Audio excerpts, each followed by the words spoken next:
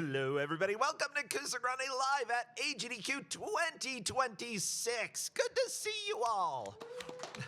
Yeah, welcome to me clapping in order to make everybody else clap. This is how you do things in life. My name is Brosencha. I have been running Kusogrande for, I think it's been about 10 years at this point.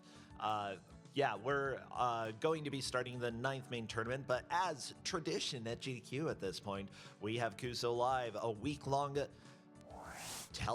no, it's a tournament. It's a teleprompter. No, we've got a tournament. I'm already delusional, okay?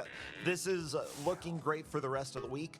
And we had qualifiers yesterday with Drelbs, and today we are starting the bracket with 16 people. Of course, our game master for this first game is Dowolf.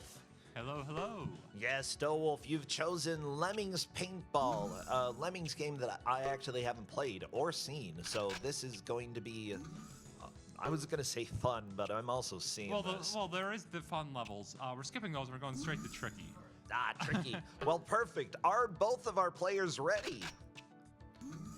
Cool. In which case, I'll go ahead and give you a countdown. And audience, please help me from 5. Please go ahead and get into like that entering the first level. So click on the single player icon. Perfect. And we'll start from here. Okay. So audience, please help me from 5, 4, 3, 2, 1, go!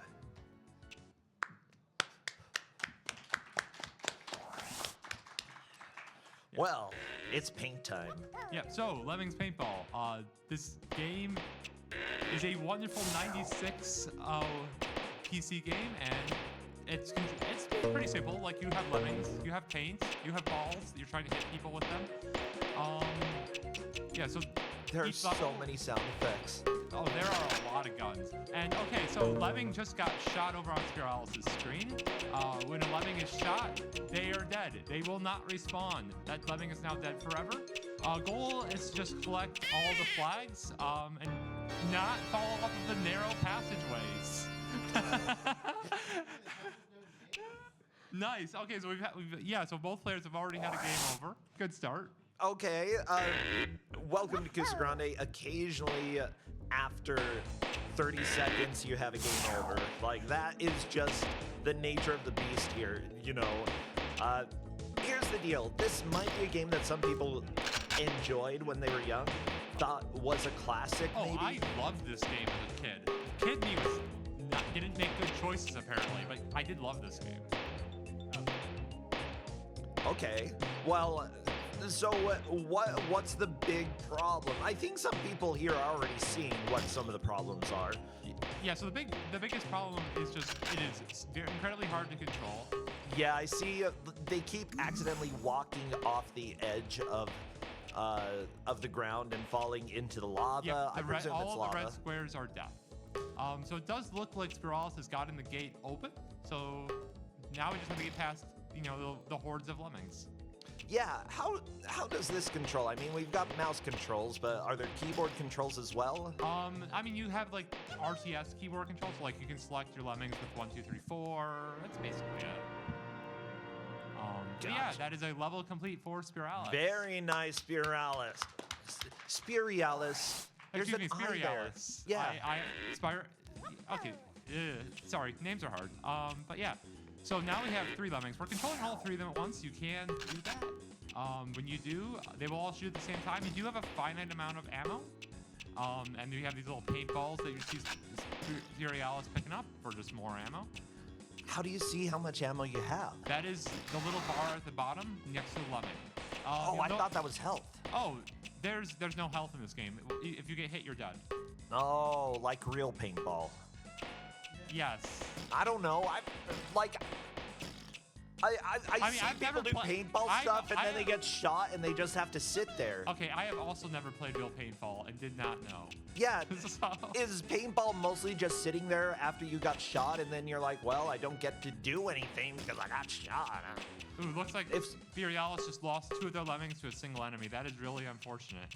Ooh, but with that said, it's still early maps. They're learning how to play the game.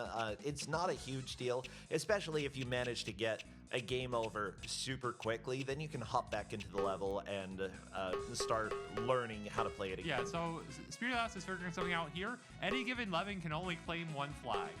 Oh no, so if others die? Spirialis' other lemmings are dead, and therefore cannot pick up flags. Oh, so this is a soft lock. Oh, this is absolutely a soft lock. Okay, Spirialis has headphones on so that he cannot hear us. Well, he has figured out that he has soft lock, so that's good. Figuring out that you can't beat a stage is not a good sign for an action game like this, but, you know, I really enjoy it. It looks like he's figuring out pretty quickly that he cannot lose a single lemming in this stage. But yeah, no, this game, I love this game so much. Other fun ways to soft lock yourself are to get a lemming out of bounds and not be able to get to a flag anymore. That's having big ones. Yeah, I'm sure that we're going to see multiple ways to fail in this. Considering lemmings, the traditional games generally have lots of traps, generally have lots of things that are going to be obstacles. Nardi through stage 1, very nice.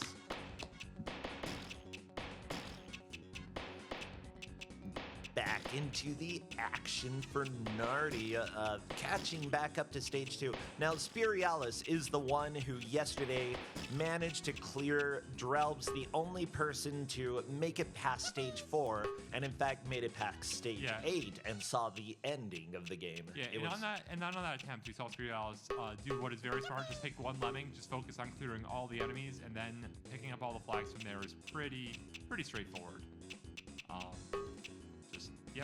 Just gotta grab the lemming that doesn't have a flag. There we go. How do you know that they? The little icon at the bottom. They're holding flags. Okay, yep. I understand. Very nice, Spirialis. Through stage 2 onto the third one. I like the little stars that they get. Like when you have them selected, you know, got a little purple star. Yep. Yeah. So, was this made by the devs of the original Lemmings? Because, like, Lemmings was a classic for me. I played a lot of it. I think so. Like, this would have been probably their... Actually, was this or Lemmings 3D first? That's the question. Oh, no. One of them was their first 3D-ish game. Yeah, Lemmings 3D, not recommended, unless... Well, if you play the Windows version, maybe recommended. The Windows DOS version, I will defend. Should I defend it? Maybe not, but I will defend it. But yeah, this stage, we have this nice little slope, and making sure you don't accidentally click off the slope and have your lemming walk into lava, surprisingly hard. But yeah, he has found the secret elevator. A secret elevator? Is it required? I mean, you have to get down there to hit the switch. You don't have to hit the elevator, I suppose. I'm trying to remember how many flags are in this level. I don't know how much I remember if you need both lemmings at the end or not. Well, either 1 or 2 flags. Like, you don't really have any other options. Anyways, it looks like Nardi mostly finished this level. Just has here. Wow. She is just figuring out that you can only grab a flag with one person, or each lemming can only grab one flag. There we go. There we go. Nardi has all the flags. Very fast clear there for Nardi. Fantastic. And with that, we are tied up. Yeah, you never really know how people are going to go when it comes to Kusogrande. You know, some people may have a bit of a slow start. Some people are going to really just charge all the way through. Some people, you know, take a while to learn, and then as soon as the game clicks, bam, they start just plowing through the games. However, these two have not seen or played this game. You know, occasionally people have seen games in Kusogrande, but have not really seen enough to have any notable impact on the gameplay. But as far as I know, nobody here has seen Lemmings Paintball except for you. No. Am I lying? Anybody in the audience, has anybody seen or played Lemmings Paintball? There are no hands. It's just you, Dole. This game is just a fever dream of mine that happened to also exist on the Internet Archive. The collective delusion. That's why the internet is here. Yes, that and nothing else. I don't know anything right now. Okay, Lemmings Paintball. I'm trying to learn about Lemmings Paintball right now. It has a Wikipedia. It's rated kids to adult. That's good. Thank you for farting at me, game. I appreciate it. That is the sound of that was the sound of a lemon getting destroyed by a paintball. That's not a fart. I mean, sometimes you fart when you die. I don't know. I mean, you do defecate something. No, anyway. Yeah, I'm just trying to take a look. Like, one of the main programmers for this, as far as I can tell, also worked on Myst as the PlayStation version as moral support. Moral support. Anyways, Spirialis, on to the next stage. But what does it mean to work on a game as moral support? I don't know, but apparently when they made Myst, they needed moral support, and they got the Lemmings guy to do that. Are you like a chaplain? Sure, yeah, they just handed out the communion wafers and everything. Okay, GTA 2? Someone worked on GTA 2? I mean, I hope somebody worked on GTA 2. Well, someone who worked on this worked on GTA 2, which makes sense, you know? Actually, was that still one of the 2D it GTAs? Was. Yeah, 3 was the first 3D one. And so I could not tell you anything about GTA 2. That's fine. Programming by Shadow of the Beast was programmed by one of the programmers here as well. Visual Sciences, as far as I can tell, may have been the company, but it doesn't seem like the main developers here, the main people who programmed it, were the ones who programmed the original. But let me go ahead. I'm doing more research here. I'm learning the lore. Publisher was Psygnosis, which I know definitely published the original, but the developer was Virtual Science Limited, a British video game developer based in Dundee. Shout out to all you Dundee YouTubers out there who are going to be watching this and being like, we're represented, yeah! Okay. I'm going to be the ignorant one here. Where is Dundee? Who is Dundee? What is Dundee? It's a city. Okay, no, people are just seeing crocodile. Yeah, it's a crocodile. Okay. Yeah, as far as I can tell, yes, they did. They were the creator of the 1991 game Lemmings, and then eventually started working with EA on what became F1 2000. Yeah, so this is the group that did the original Lemmings. I just imagine the people who programmed it were probably newer hires, and some of the people who worked on Lemmings, the original ones, were probably more managing the company at that point because, you know, it started out as a small company. Yeah, so Nardi did notice something really interesting there, which is that on this level that she is on, you can climb onto that side barrier. I'm not entirely sure how useful that is. Mostly she's just trying to clear out enemies and not get shot, which is, you know, always a difficulty. I think Spirialis has gone pretty far into this stage, but this is a one lemming stage. Oh, okay. Is there a trap? Nope, there's no trap. That is another stage cleared for Spirialis. Very nice. Spirialis about 2 stages ahead, making a really good push. You know, Nardi had, for the first while, really been keeping up close with Spirialis, but Spirialis is really showing his ability to learn on the fly here. Considering how he did with Drelps, I'm not too surprised, but every genre is different, and what is this? What is this? Your platform is falling off under you. You gotta get across them fast. Also, you have no control over speed of your lemmings. Okay, so you gotta go fast, but you have no control of it. I mean, you just gotta click and you go. I don't know. Okay, I think that's a level completed. Not a complicated level, but a level nonetheless. Nardi appears to still be on this level, falling a little bit behind, but again, Spirialis got through the next levels pretty quickly. That means that when Nardi hits them, she will likely be able to plow through them pretty quickly as well. Oh no! The lemming looks so sad when you get a game over, but looks so sad when you're about to start the level too. Like it. Lemmings are sad creatures. Yeah, I think that Spirialis is doing a little bit better at quick restarting levels. Nardi hasn't been doing that quite as much, and the quick restart genuinely gives you more attempts. Yeah, you don't have to go through the little loading screen because this is...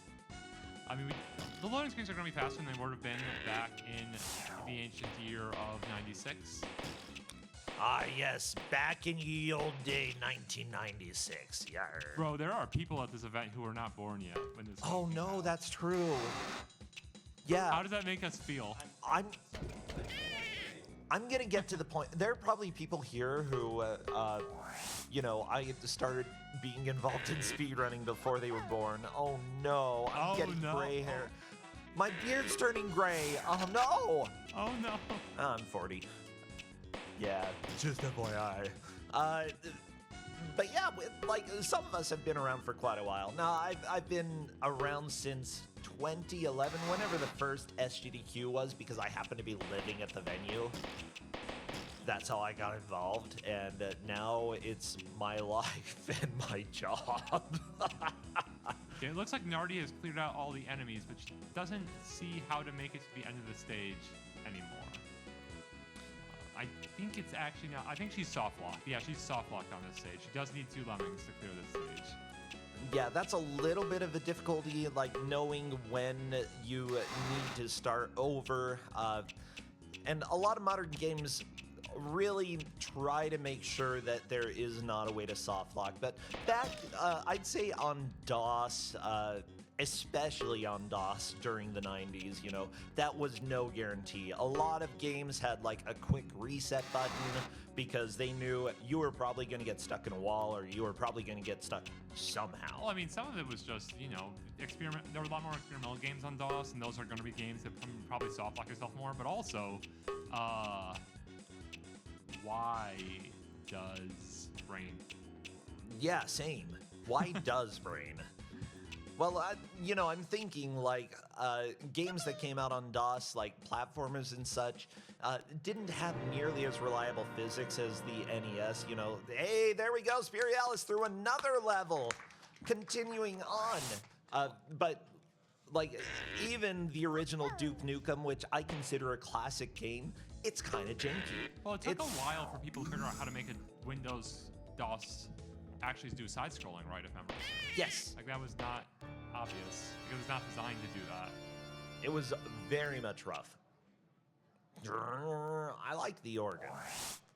It sounds so desperate. The funny thing, especially I'm thinking about original Lemmings, it's fairly fanciful. There's classical music, it's kind of silly, and then you get to a level that has skulls and blood, and it's just absolutely like the weird, suddenly we are in a grotesque world and you gotta get your lemmings through. And Bro, base lemmings, you are turning people into blockers, and then you are blowing them up at the end of the stage because there's no way to save them. yeah, but it's always colorful been explosions. macabre. There's never There not we been go. macabre. Spirialis through another level. Yeah, but the blood and the skulls. And you have to dig through the blood in order to get to the end, I mean, those are the blood of the lemmings you killed. What do you think happened to the blood? Yeah, that's fair. It's just like something that you would never see, well, except for Monster Party on the NES. You would see it on Monster Party, but there are very few games that would have like that level of juxtaposition. Bright, colorful, and then like super like gory blood and bones and stuff. Yeah. Lemmings, and also like DOS was more willing to have that strange level variety, that it was more of an absurd thing than necessarily, a disturbing thing. Yippee! Oh no. I mean, listen to the sound effects. We got yippee. There we go. Very nice. Nardi has been walled by this level. Again, I think that when she gets through it, Yeah. she's really going I to start think making she some sees quick what progress. to do now. She just needs to execute on it because she sees that she needs to have one lemming hitting the switch, the other lemming just sort of clearing the way. But you take one hit, and it's so easy to take one hit in this game. I mean, there are a lot of things shooting at you. Not only that, but it's very easy to accidentally click on the ground that is on fire and die. Why is there so much fire in this winter level? Why? Do you not like making a fire in winter? Do you not like being Oh, warm? it's great, but like, Do you not want to rush? Do you not want to go in there and start roasting some marshmallows? this is not efficient. This is not an efficient use of fuel. Okay, they're wasting a lot just burning the giant fields. Santa would be sad. okay? Santa cares a lot about the environment, as we know. Is that a reference to something from yesterday? Absolutely not. I don't know. Nardi I'm is just telling the through. truth. Yeah, Nardi! And so is Furialis. On to the next Furial stage is of all- moving on as well to the high tower. Now, I need to ask, I saw Mechalink running around. Is Becca Sketch here? Cool. Well, Wolf, I need to stand up for a second in order to do a little negotiation with them, so I'll let you keep doing commentary, and I will be back in a little bit. Whatever. Ah. Oh, I already hurt from this chair. Ah.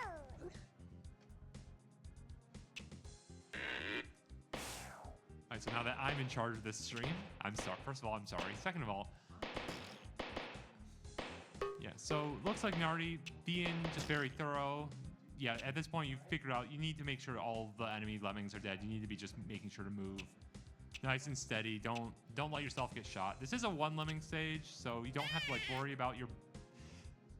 When you're have multiple lemmings and you have one lemming off screen, it's very easy for an enemy to just come up and shoot them while you're not even watching, which is always crushing. But when you have one lemming, no worries. And that is Nardi immediately through onto the next stage, making quick comeback. Quick comeback. Gotta move fast, but it's still possible.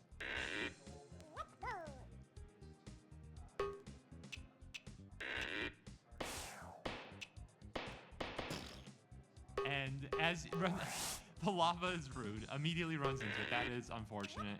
There is so.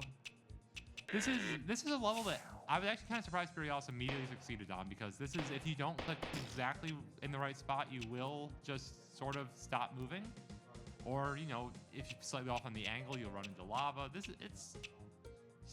This level should not be hard, and the fact that it it basically demonstrates why we have this game in this marathon. Yeah, Furialis, this is. I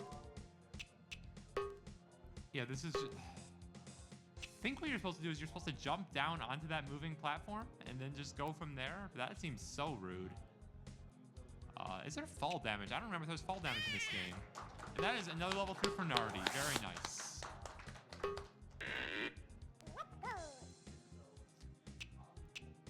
Yeah, that is just mean trying to time that fall. Never mind, you have to clear out the enemy lemmings before you do that, or you're just doomed. Yeah, Nardi immediately figuring out, okay, just control one lemming, clear the way. Very nice. See? Yeah, if you do control all the lemmings, you can shoot with all of them at once, but then it's very hard to dodge enemy fire because, yeah, it's just hard to dodge enemy fire when there's 3 people. You do have a finite amount of ammo. She's running really low on ammo on this lemming. You can see the little yellow bouncing ball. That is more ammo. Yeah, she's going back and getting that. Very nice.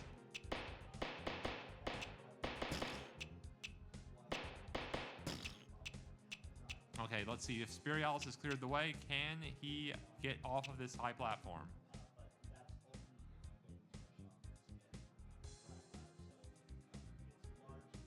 Ooh, it's gonna be Geronimo! Ooh, and made it. Very nice. So, what is the next goal? I think there's a switch somewhere in this level, if memory serves. There must be a switch. There's always switches. This is Lemmings.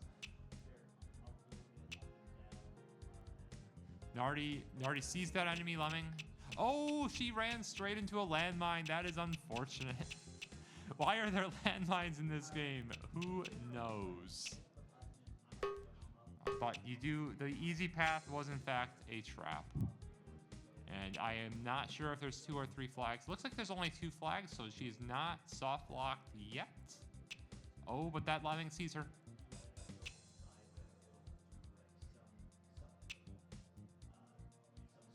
Okay, she cannot claim both flags with one lemming though. So we're gonna have to. I believe the flag you capture still counts, even if the lemming later gets shot, so this should be fine. Just gotta. Oh, she's trying to. It feels like she's trying to take pop shots, just like pop up and then immediately duck down. Use the 3D-ness of the levels, but that is that last lemming down. This should be level clear. Yes, very nice. Meanwhile, Furialis has gotten a lemming out of bounds. Yeah. Yeah. Oh, no, you're not completely out of bounds. Can you get... I don't think you can get up from there, and yes, Spirialis, I'm not sure if that was intentional or not, but did let the lemming die. Yeah, this is... Yeah, okay, yeah, Spirialis decided to reset. That was probably the correct call. I mean, sometimes you gotta reset. That's just. I mean, Nardi, while you were away, Nardi has been just blazing through levels. She is. I told you as soon as Nardi beat that level, she'd be getting like through the next levels super quickly, and that is great to see. Yeah, I think she's not quite sure what she's supposed to be doing here. But she sees the flag now. Just gotta. There we go. That's it. Oh, I thought for a second she fell into the lava, That no, was so fell scary, into but the good job, flag. Nardi. By the way, I do want people to know that our grand prize for this tournament is Super Noah's Ark 3D, a repo copy that was given to me long, long ago. I believe that this was a repo copy made by Retro Gamer Ryan, who has contributed many things to the Kusogrande tournament before and has helped with Big Bad Game-a-thon, making things like that. This does have some teeth marks in this box for some reason. I don't know if they're mine or if they're someone else's. Do you not know? I don't know. How do you not know what you've bitten? I don't know, but the card itself does not have teeth marks in it, okay? You can see no teeth marks. I promise. I'm not wiggling it really quickly in order to keep you from seeing them. This is such an oddly specific thing to be warned about. This is my life. Whatever, just get, if you don't want the teeth marks, get a new box, you know? Aw. No, and you the just box art is so pretty. We'll take the paper out and put it in the new box. You know, it's just a piece of plastic. Just a piece of plastic? I have like 50 of these in my house. Okay. This is how Super Nintendo games came. And then you just replace the paper. Yeah, it's not that complicated. Are you that attached to plastic? I mean, apparently I do am. you I want might all the have bit plastics it. into the ocean? Because that's how plastic gets into the ocean when you throw it out. Then recycle it. Okay, so it looks like Spirialis has figured out how to open the gates in this stage. So we might be told pretty. Oh no, we are in fact that close to a clear. That is a lemming dead. You do need all 3 lemmings for this stage. Unfortunate. So one thing that kind of conflicts with me, Lemmings generally, you know, it's a game where the whole idea, it's a puzzle not a platformer. It's a puzzle game where you have a lot of lemmings, you know, and sort of the idea is a whole bunch of them can die in order to get to the ending, and some of them will inevitably die. But this game appears to throw all of that out the window because at max you have 4 lemmings. Yep. So, like, in what ways does this resemble the original Lemmings, except that they've got silly green hair? Well, they also are wearing blue. Okay, what else? Okay, that's where the similarities are. That's it has the fun, tricky, taxing, and mayhem difficulty levels. Okay. And I can see that there's some puzzle elements to this, obviously. But yeah, I don't necessarily mind taking certain characters and putting them in different situations. It's just, I wish there was more OG Lemmings. Great job, Nardi. Moving on to the next level, to Snow Joke. Yeah. And meanwhile, Spirialis has cleared this very level. nice. Good job, Spirialis. Oh, so what is this level? So we have 4 left. I think this is the first level where we have all 4 lemmings. Yeah, you are not joking that Nardi is making up a lot of time. We're already I think she's only 2 levels back now, or something like that. Oh no! We got grabbed by the ghoulie. Don't get grabbed. Yee! See, that's something that you would do in the original Lemmings, you know, make sure that you had enough going past the ghoulies that, you know, one could get grabbed and the, 9 others make it through, you know? I mean, this just straight up feels like something would show up in a I Want to Be the Guy fan game. Just, you pass by a cave and suddenly you're dead. Actually, no, the cave door would fall on you. Just the dark circle. You think it's a hole, but no, it is an obstacle. It would grab at you, and then you think you're safe, and then the cave door would start chasing you. Oh, the cave door would start chasing you. Absolutely. See? Yeah, okay, there you go. Put that in a game, somebody watching. Make it so that like what would normally be a door is actually an entity and not just a void. It will get you. It's almost like Looney Tunes level of silliness Yeah, there. it's There we go, Nardi getting through another stage. And Very Furiella, nice. so same time. Yeah, exactly Wow. 2 stages behind. Yeah, Nardi is still very much in this. Like, you know, she's been behind, but is making up a lot of ground and is very much catching up. And, you know, I know that the next couple levels get a little trickier. It's tricky difficulty, but uh-oh.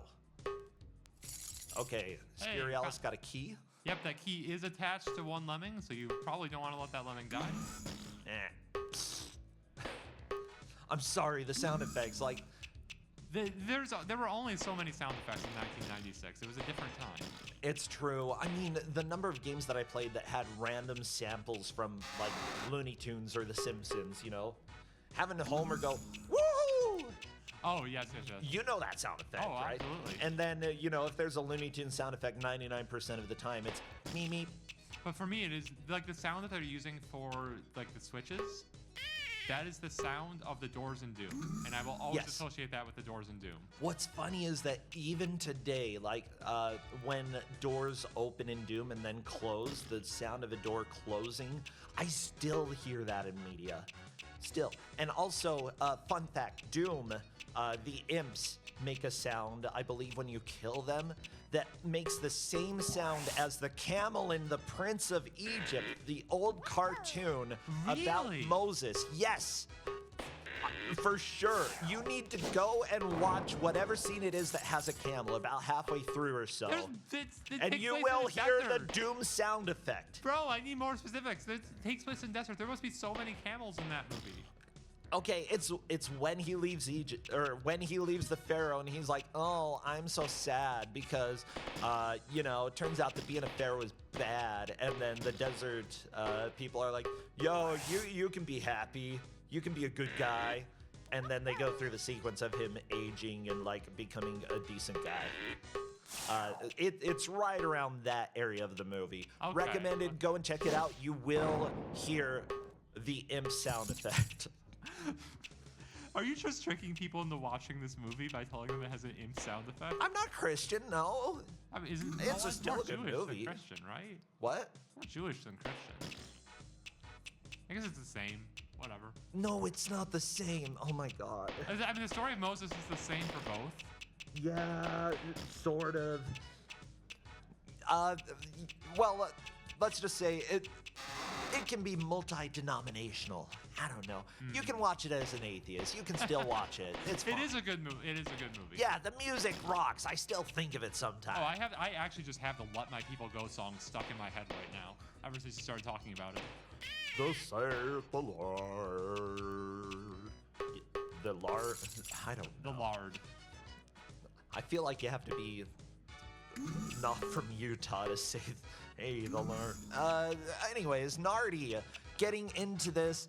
Welcome to how commentary goes when it comes to Kusogrande. Occasionally you can... Occasionally we're on topic. Occasionally we're on topic, but at the same time, there's only so much that I can say, hey, it looks like they're shooting paintballs and opening and closing doors. Oh, look, Nardi's on a moving platform. That's super cool. I mean, Nardi figuring out how to get off of the high tower is extremely important. Now just has to not No! Yeah, I don't think Nardi is ever using the menu to restart the level, and that No. might end up being the deciding factor. definitely With that not said, helping. she can still learn other things about the level, you know? That's not necessarily a completely bad thing, and there's a possibility that Nardi could complete the level. It just depends on if you do need it. Well, never mind. Oh, that. Yeah, it's really struggling to figure out how to get to that flag in the middle. Just gotta, like, he's found the mechanism, just has to hit the right ones.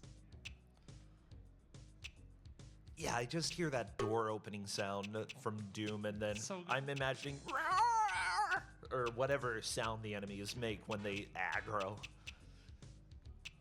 But instead of getting imps and stuff, we've just got these weird goo slime things that are half full? How is a slime not full? I mean, you have like a ball and you fill it halfway with slime. Like, I don't understand how the concept of being half full destroys you.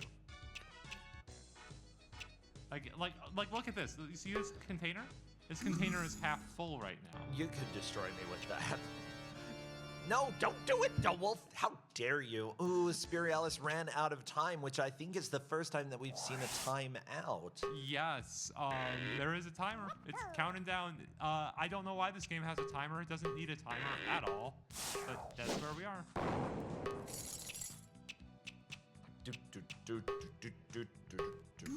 I'm not representing the music at all here, but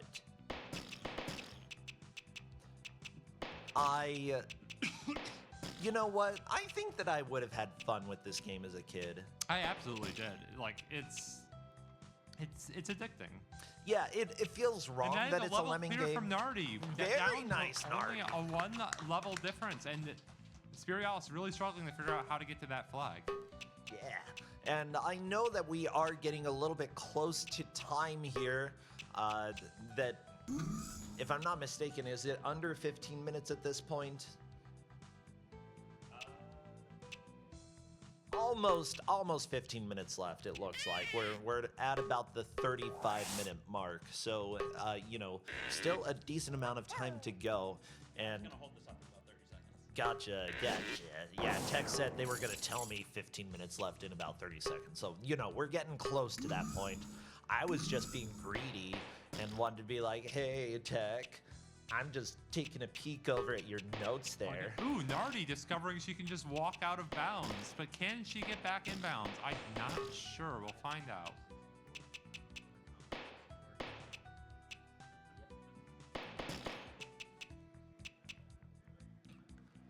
You know, the music, the more that I watch this, like, this game doesn't bother me as much. Like, I can see its flaws. And Spirialis figuring out how to get to the flag. Very nice.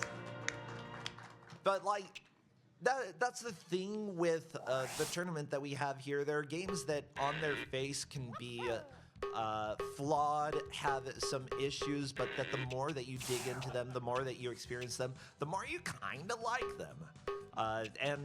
You know, this, I think it's an affront to the Lemmings original games because those are so different, and this doesn't follow the philosophy. We're about to introduce a new mechanic. It's the best mechanic. It's trampolines. Uh-oh. Okay, I know trampolines in Lemmings 3D. They were not good. Oh, apparently Nardi is out of bounds. Yep, she figured out how to get out of bounds. She can't just, like, walk back in bounds there. I'd probably reset the level at this point if I were her, but we'll see. Oh, I think Nardi is back in bounds. Yep. Yeah, she discovered the cave. She didn't figure out how to, like, get it around the cave, and now it's lost everyone. Yeah, nice reset to avoid the menu. Yeah, whenever you can avoid loads in a game, you want to take advantage of that. Yeah, simply put, you do not want to spend time waiting. But yeah, the name of the stage is They Can't Get All of Us. That is a big hint, and also, you only have one flag that you need to capture, so knowing that you can just... This is like the one time in the entire game that you can lose Lemmings. But that's what happened in the original Lemmings so much. I don't think you could beat every stage with all of your Lemmings alive, you know? Nope, you cannot. Like, any stage where you need to use a blocker, you're basically, especially, well, sometimes you can, like, dig them out. Ooh, stepped into the minefield. Unfortunate. Oh, sad Lemming. And unfortunately, going back to the menu, yeah, again, quick reset is the way to go if you're able to. But, you know, it also depends on, sometimes you can take a little bit of a breather just to regain your bearings. That's not a bad thing. Oh, no, yeah, sometimes you get tilted and just keep charging when you're tilted. Balloon time! Uh-oh. Okay, do you have a balloon? I did not mention to them how to use items, but hopefully they'll figure out that they can just click on the icon. Okay, you click on the icon for it to work. Good. We'll find out if they find... I mean, we don't usually tell everything that happens in Kusogrande. You know, it's like, try things out, figure out how the game works. The upcoming game that that has been given out, by the way, I mean, will or we have can just, plenty of or mechanics we can just go like out that. of bounds and walk back that way. Yeah. Oh, okay, figured it out. Very nice. There we go. Using a balloon to get back in bounds and getting the flag. Fantastic job there. You know, out of bounds isn't so bad if you can get back in bounds. Oh, that is. I mean, that's the secret to going out of bounds. Is okay. Yeah, it looks like Nardi is really trying to find some alternative solution than just like going forwards. Yeah. I don't think it's possible on the stage. I'm pretty sure you have to go the intended route. So, a fun story that we haven't told everybody. They're playing on a very small window. And Nardi just clicked off of the screen. The fact that this hasn't happened until right now. It did happen Is while shock. you were away for like a second. Okay, never mind. Okay, it did happen before, but But yeah, I mean, it is a Windows 95 game that still runs just fine on Windows 10, except full screen doesn't work. Everything else works. Which is a weird thing to be the one thing that you lose. But, that's actually pretty impressive that a Windows 95 game still works. Yep. Like didn't even have to put in a patch. And Spiralis. Very nice, Spirialis. Yeah, Spiralis starting to put some distance between himself and Nardi now. Yeah, this push might be enough to solidify the victory, but we still have more than 10 minutes left. We still have plenty of time for Nardi to get through this nightmarish level where you have to have at least one lemming die, if not multiple. You know, just got to keep one alive. Yeah, Spiralis very quickly realizing, going with the you lose one lemming, you reset, which is definitely how I approach this game most of the time. But yeah, so it looks like Nardi should have this level cleared in a couple seconds, unless there's like a mine I'm forgetting about. Nope, that is a level There we cleared. go. Good job, Nardi. And then I hear a fart sound. Okay, 10 dude, minutes left. I do 10 love that minutes it's left. the first. It is a fart sound. Oh, it's okay? absolutely a fart sound. Anyways, this level did take Spiralis a while to get through. Let's see if Nardi can solve it a little quicker. Yeah, Nardi has managed to figure out some of the tricks to these levels, some of the trickier levels that took Spirialis a while to get through. That said, she didn't open the crates at the start. Is there something in the crate? There is a key in the crate, and I believe you need that key. So hopefully she will try to click on it soon. Yeah, if there's something new, that's a lesson for everybody playing a game from back in the day, blind. They're not going to hold your hand. They're not going to teach you everything that you need to know. You got to figure it out yourself. Yep, there's just a very obvious crate right there. So if there's something new that you have not seen before, try to do something with it. It might kill you, or it might give you a key. And Oh, okay, yeah. I'm hoping she sees how to solve the level now, because she figured out that the inner platform will just take you up. But she didn't ran off of it. So if she can figure out what to do from here, it's very possible she could. I don't think that's, you can't jump that. But if she manages to lower the inner platform, I don't think that middle ring can lower. Yeah, I don't think that middle ring lowers. You just have to jump on it and let it carry you up. do you even need the key in this level? You might not. Why is there a key? Boing. I mean, I don't know. Why wouldn't there be a key? Where do you even use the key? Why is there a key? I mean, bro, how many? Do you even know there's a key? I mean, I don't know. Like, I have like 10 keys on my keychain, and I usually use like 2 of them on any given day. Maybe they're just the same way. They just like have an extra key on their key ring. Yeah, sure. I mean, I do. I don't know what all my keys do at this point. Okay, that's a little scary. What, is that not like people's lives that they have a key ring that, like, you know, keys from years past that you still haven't taken off, but, you know, no? Is that not normal? No, if I don't know what a key is, I assume it's opening a gate to an eldritch abomination, and I just throw it out. Okay.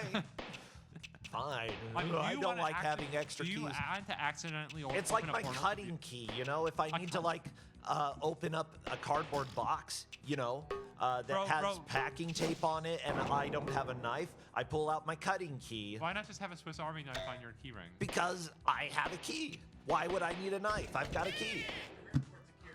Airport. Airport yeah, okay, secu- that's fair. Okay, You we've been cannot take it told. through airport security. Yeah, but I don't bring my keys when I fly because I don't need to use them. Well, I mean, don't you have to lock the door as you're heading out?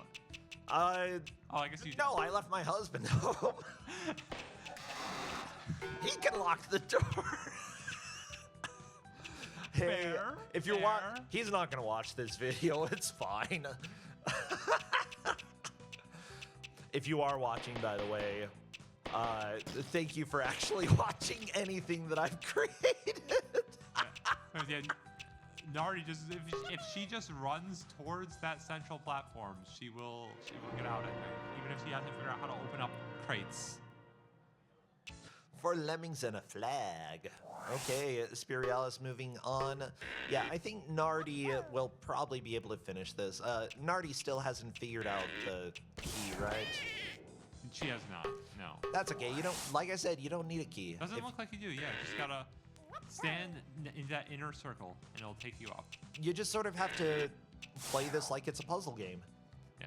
Oh, guess what? Lemmings was a puzzle game.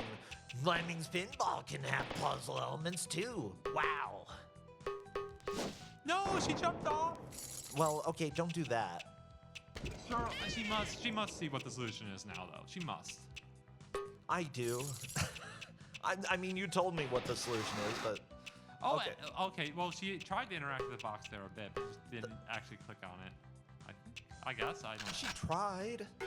It's just clicking is very inaccurate in this game. Oh no, Spirialis walked into a mine and exploded into yellow goo. The mines are really just rude. 5 minutes left. We're down to the last of this match. The matches are 50 minutes long. Whoever has made the most progress at that time is the victor. Or if we give specific conditions, they are the victor.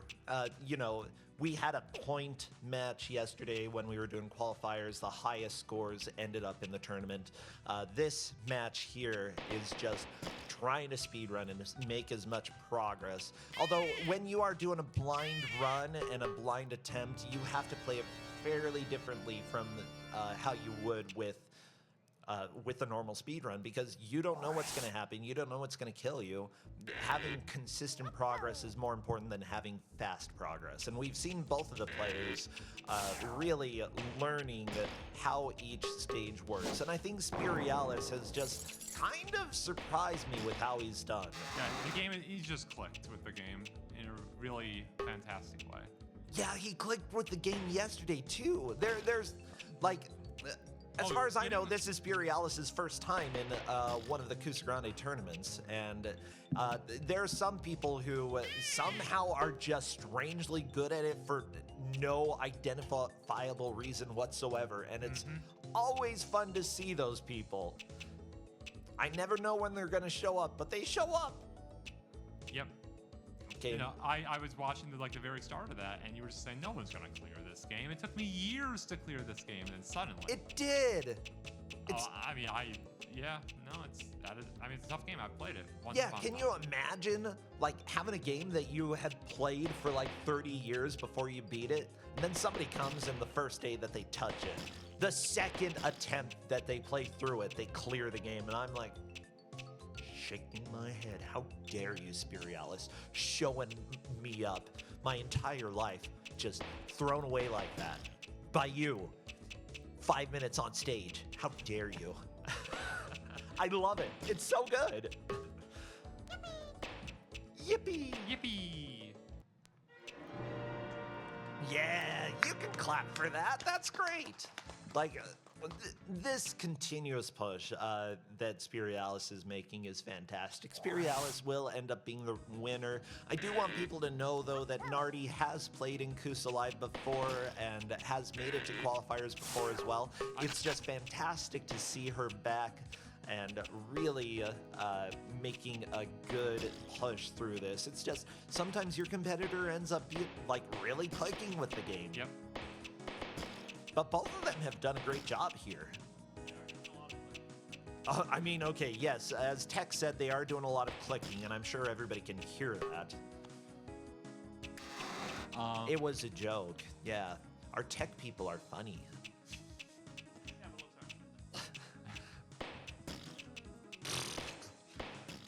I don't even know what I'm talking about anymore because, like, there we go, Spirialis through yet another level.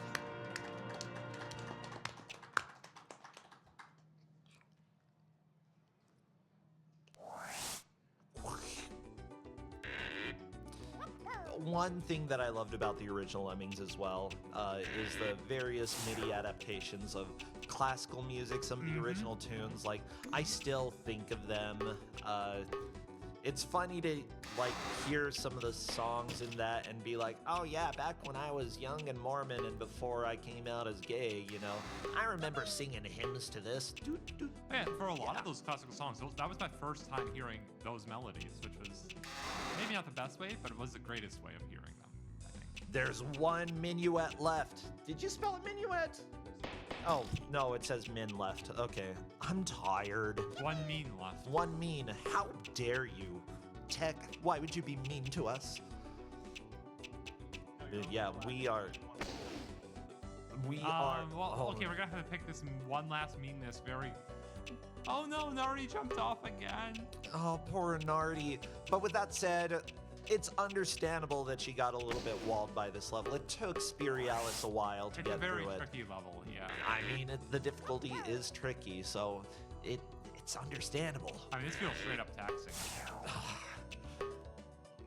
Taxing scared me. Like, I was like, is the IRS gonna get me because of the taxing levels? First of all, yes, but also no. That's good. Thank you.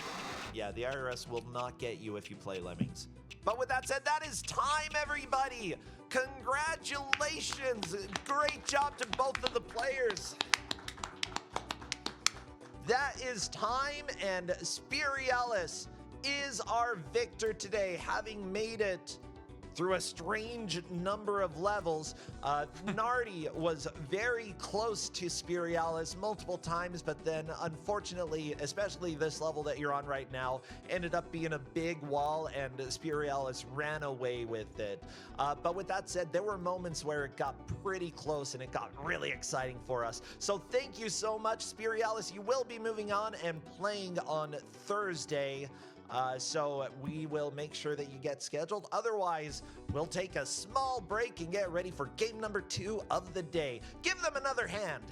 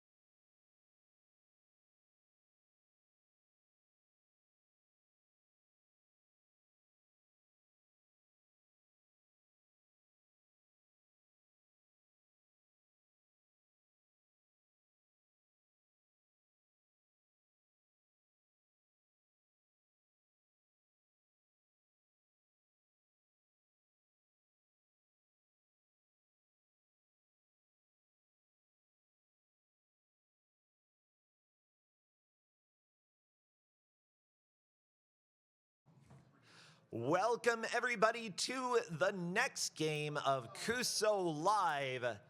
Lemmings Paintball. No, it's not Lemmings Paintball. We've got Rags to Riches for the Commodore 64. See?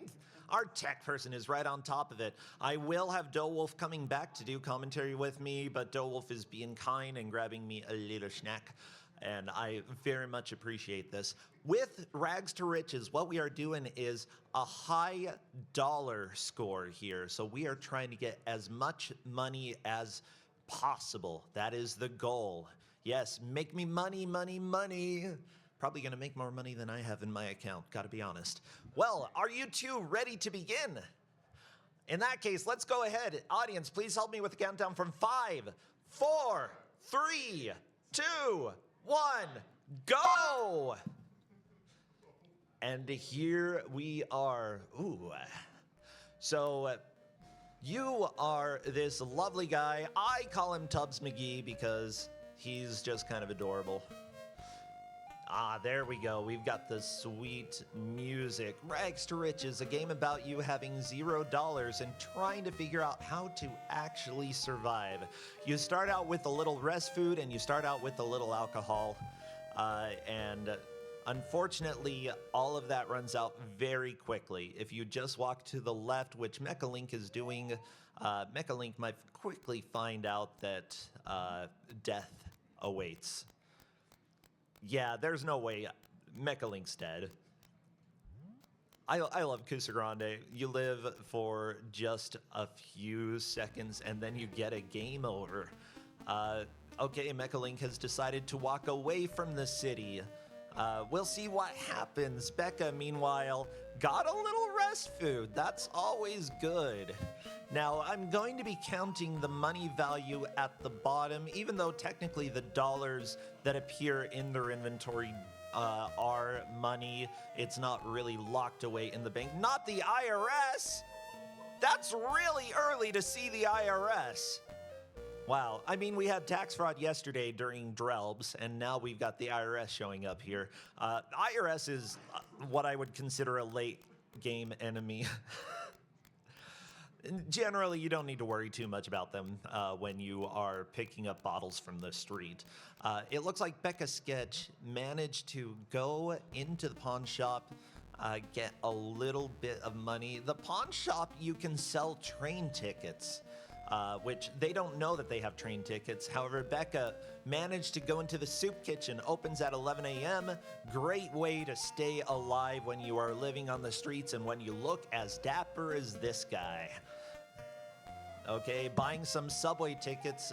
One subway ticket acquired. Again, the pawn shop, you sell a subway ticket for $1, but you buy a ticket for $2. Has decided to go to the west side of town. We'll see what is on the west. There are 4 parts of this town, and figuring out where you want to go is really important. Now, Mechalink is probably going to die, but if he manages to get arrested before then, he might survive. Oh, buying food? Oh, unfortunately, no. Sold the bottles and unfortunately died while selling bottles before able to buy the pizza, and thus died. It's a very, very sad day, but luckily, it looks like Becca has found a place to go and work. Unfortunately, Becca has facial hair and thus cannot work. That's just life. You need to get a haircut, shaving a haircut. Mechalink had all the money stolen. No! Bad robber! How dare you? Oh no, Becca, the robber's coming. He's gonna get you. He's got a gun. Oh. And unfortunately, all the money taken away. I have not written down any money values because I know that we're going to get more than $10 at least by the end of this 50-minute match. I've got faith that we're going to get that much. No, Mechalink taking a death right there, unfortunately. Yeah, Mechalink really dislikes the city. The thing is, there's nothing out in the country. There's certainly not food out in the country. Oh, Wolf, thank you so much. No problem. Wolf brought me some coffee. And getting 1 sugar is surprisingly complicated, so you have 3 sugars. Take your pick. Ooh, 3 sugars. Sweet. But yeah. Yeah, So thank what you am so I much. what am I sitting down into? This is Rags to Riches, a game about starting out with nothing and then apparently dying. Sounds very realistic. At least we have seen multiple deaths. We've seen robbers come and take all of their money. Wait. We've already seen the IRS. I think I played this on Atari. What version? Is this the Atari version? This or is some other? Commodore 64. I do not believe it came out for Oh, Atari. This maybe I'm is making something up. very much a game made in the UK. As soon as if it's from the 80s and it has alcohol, it was made in Europe. Are we just gonna? Is this just gonna be a secret UK day? Because we're 2 for 2 so far. You know, you're right. It might be a secret UK day. I don't know. Look, I love the different ladies walking by as well. She's just got her purse, just kind of wiggling her arm. Businessman showing up for both the players, looking at. So can we like rob them? You cannot. In fact, Aw. yeah, this is sort of a meta game strategy that can happen here. So collecting bottles is important because you can sell bottles for money. I believe it takes 2 bottles to get $1. Oh, I wish I could get $1 for 2 bottles. Oh yeah, like that's a really good exchange rate. Wegmans, please. You're clearly not giving us enough money for our bottles. Mecha Link, by the way, has enough rest food to actually survive the day, so this is good. And I say rest food because, yes, it is both. Resting and food will help fill up that meter. The soup kitchen opening up at 11 a.m. is also a great way to get free food, and unfortunately, Mecha Link got arrested for having facial hair. What? I'm not even kidding you, okay? I'm sorry, I If didn't- you get I'm a sorry, shave and a haircut, you no longer get arrested in this game. I'm sorry, this is like the best I can do with my stupid face. However, a benefit to getting arrested is that they feed you, so you can actually survive a not little bit game longer. over. They don't take your money over. They don't take your money. You manage to continue. Becca evading the robber. That's great. You know what? We're gonna have a lot of very odd things happening here. Becca and Mecca. So what is Ooh. actually the goal here? My goal that I've given them is to make as much money as possible. In general, I consider the goal of this game is to make $1 million. Ooh, Becca saw the robber coming and just did a robber dodge going to the west side of town. The west side of town, I believe, has the haircut place where you can get a haircut and thus start getting a job, but you have to have $4, which Becca has. Yeah, so We got the haircut, everybody! Becca can work. So the dollars don't actually, but the dollars don't actually give you money. The dollars are money, but they don't go into the bank until you get $10. So robbers will only take money that is on you. So any of the money that shows up there is not solidly yours until you get at least an increment of $10. With that said, can people steal money from your bank? Yes, it's called the IRS. Is there actually the IRS in the game? We already saw it. It flashed the letters IRS up above them. See, Yes. I must have not been here yet. No, you weren't. I was actually shocked that we saw the IRS that early. Okay. Becca found a 2 p.m. job. Unfortunately, it's a little bit too late to work that. You have to show up at the right time to actually get a job. I know, right? That is how real work works, too. So. Oh no, the police! Mecca, unfortunately, did not have a train ticket. Neither player has train tickets. You can see on the HUD there are various icons. Bottles, obviously, how many bottles you have. The coins, how many coins you have. Dollars. There are bones. That's how many bones you have. What? Yes, there are bones. If they get used, I'll go ahead and point out like what is happening here. And then Are we, like, playing- to the left of the bones are little blue rectangles. Those are your train tickets. And they don't have any. Mecca, by the way, it is night. Time goes faster, and when each time that an hour goes up, you lose some of your rest food. So staying outside is very dangerous. Mecca managed to go to sleep and survive a day. Woo! On to day 2. That doesn't count as progress. We are just basing it on how much money they managed to get. Nobody has managed to get at least $10 at this point, so I have not written any values So, down. like, how do you know how much food you have? Based off of rest food. The green bar for rest Oh, food. that's actually a bar. Yes, that is a bar that shows you how much rest food you have. So the alcohol bar. The alcohol bar, alcohol is good in an emergency. If you run out of rest food but you have alcohol in your body, you will not die, like Becca sketch. However, because it's 4 a.m., the bars are going to deplete a little bit faster. Alcohol depletes slower than food, so technically it can be a strategy to stay alive for a while. But if you have alcohol in your system, you cannot work a job even if you shaved. Okay, Becca trying to figure out, how do I deal with this robber? How do I deal with the robber? You have no money. It's fine. The robber can come and touch you and we'll take nothing. He left. Okay. Yeah, Becca sketch, very high likelihood of death coming up because of the low amount of alcohol here. I gave them a little information about how some of the game works. I'm like, try to go in places. You can pick things up off the street. Becca has $2. That's enough to buy a train ticket or possibly buy a meal if you find a good place. Unfortunately, Becca has died. Oh, sad day.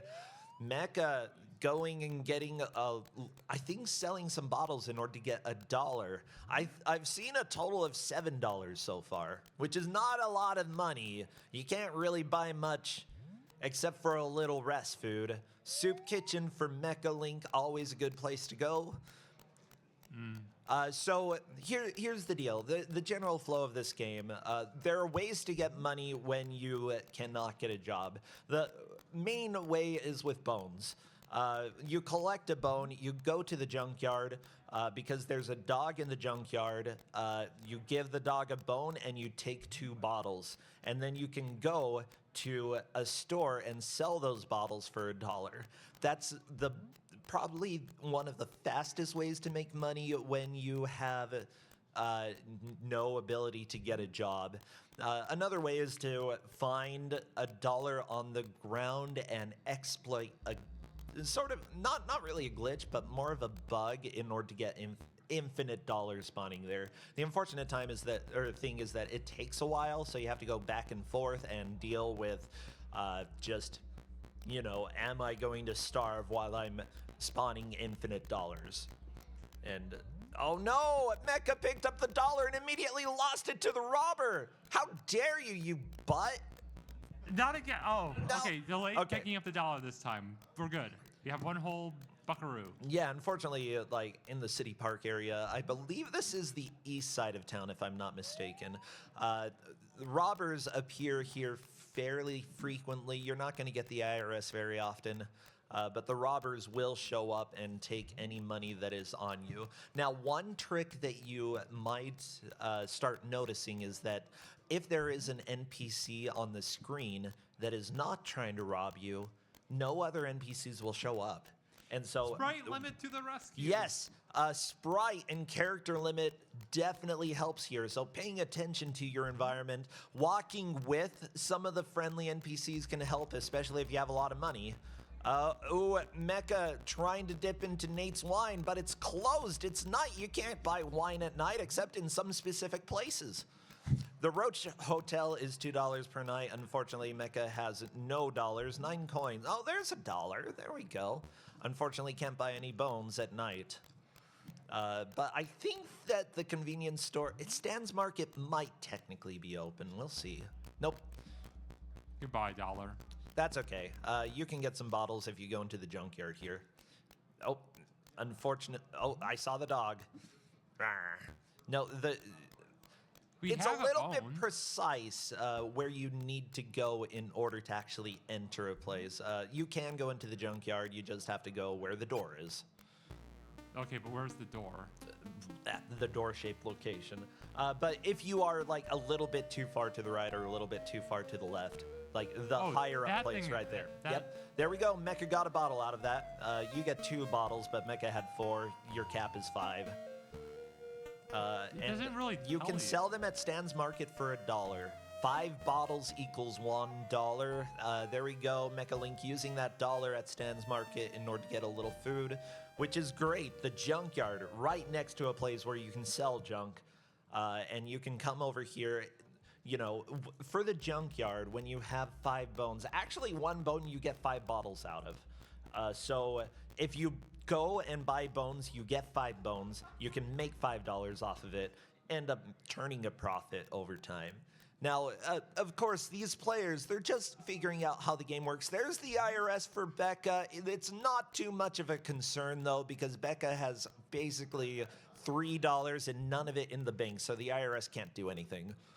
However, when you're trying to make $1 million and the IRS shows up and you've got like 100K in the bank, you need to be afraid because they don't take a portion of it. They take everything. What? You lose all of your money in the bank if the IRS gets you in this game. What crime have we committed? Well, look,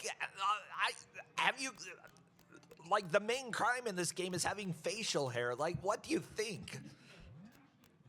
I get...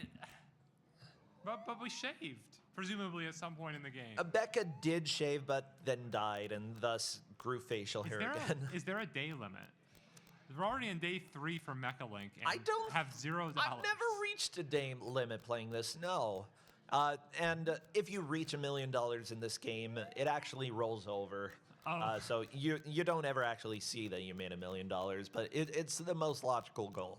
So biggest thing, main flow of the game. Get shaven a haircut, get a job, start making money, and then when you have enough money, start going to high school. Okay? After you go to high school enough, you get a high school degree, which is fantastic. You can then work jobs that pay you more. Then after that, you start getting enough money that you start going to college and trying not to get robbed or starve. Trust me, I have starved going to college so many times in this game. I think I've starved going to college. Yeah, oh, good old memories, everybody. It's just the college experience. And then once you get a college degree, you can then start working at some of the stuff that really pays you money. After that, you start investing in the bank. You go and take money, put it in the bank. Ooh, Mecha has a robber chasing you. Oh, there we go. Very good robber dodge. Mecha Link has enough. I think you got to go into the meat packing door in order to buy the bones. There we go. 5 bones for $1. That is $5 worth of bottles that Mecha Link can sell if going to the left. You know what? Getting robbed will happen every once in a while. Mecha Link will probably lose these $2, but selling the bottles that he currently had, we've got $3 on Mecha Link's side. Becca has $5. Yeah, looks like Mecha has found the loop.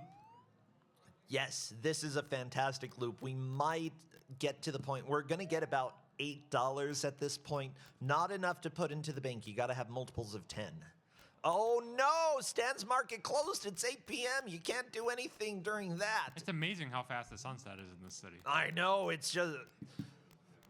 So should we go take a nap, I guess? Yeah, going and sleeping at one of the cheap motels is probably a good idea. It'll restore some of your rest food.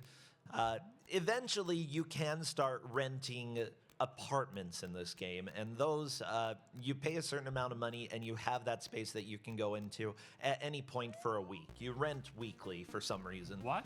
Yeah, that's how it works in Rags to Riches. Apparently that's the UK for you. Ooh, Becca found the college. Unfortunately, classes are at 10 a.m. and Becca has not graduated high school either, so Becca cannot go to college. You can go to college while you have facial hair, though. Very true to life. There's so many little things in this game that I love. Oh, robber coming for Mecha Link, but usually if you go into a store or a door, the robber will go away. So keeping track of where a robber is very helpful. See, dipping into the market, robber went away a little bit early anyway. Ooh, campus rooms there by Becca Sketch. Becca, I think, is considering college as an option. How much money do you need to have to attend college? $100. They're not going to college today. That seems impossible. No, you just got to get a high school degree and then work at a place that pays you. Okay. That seems impossible. Mecca, oh, the IRS is coming for Becca, but that's fine. It's not going to do anything. Becca has no money. And if you have no money, then does it really matter? No. The IRS will just show up. The IRS tends to be on the north, and I'm trying to remember exactly which sides of town. It might be the north and the east where they show up the most. Mecca is very close to getting $10 in the bank. We'll see. Can you reach the threshold to get $10? I think it's one more. I think it's one more. One coin would do it, or another bone worth of bottles, and that's $10. Woo! And immediately thrown in jail. Thrown in jail, but you know what? Robbers cannot rob what's in the bank. For the IRS. So how much money do you need to have to go to high school? I'm trying to remember if you need money to go to high school. The trick is you have to live close enough to high school to make it there in time. Oh, do you need an apartment? Yeah, you need to rent an apartment for sure in order Gotcha. to make it to high school. And really the only places that you can stay that's close enough that you can make it there in time, you have to pay a decent amount of money for. So, working some very basic jobs like at the gas station, that tends to be what I do in this game. Go to the gas station, rent a very cheap place nearby, get enough money that I think I'm going to be able to go to high school for a while, and then try to get the 3 classes in before I run out of facial, or not run out of facial hair, before I get facial hair. no. Not the IRS, no! Unfortunately, no. Mecca bought pizza and broke the $10. Oh, well, okay, the IRS came and took.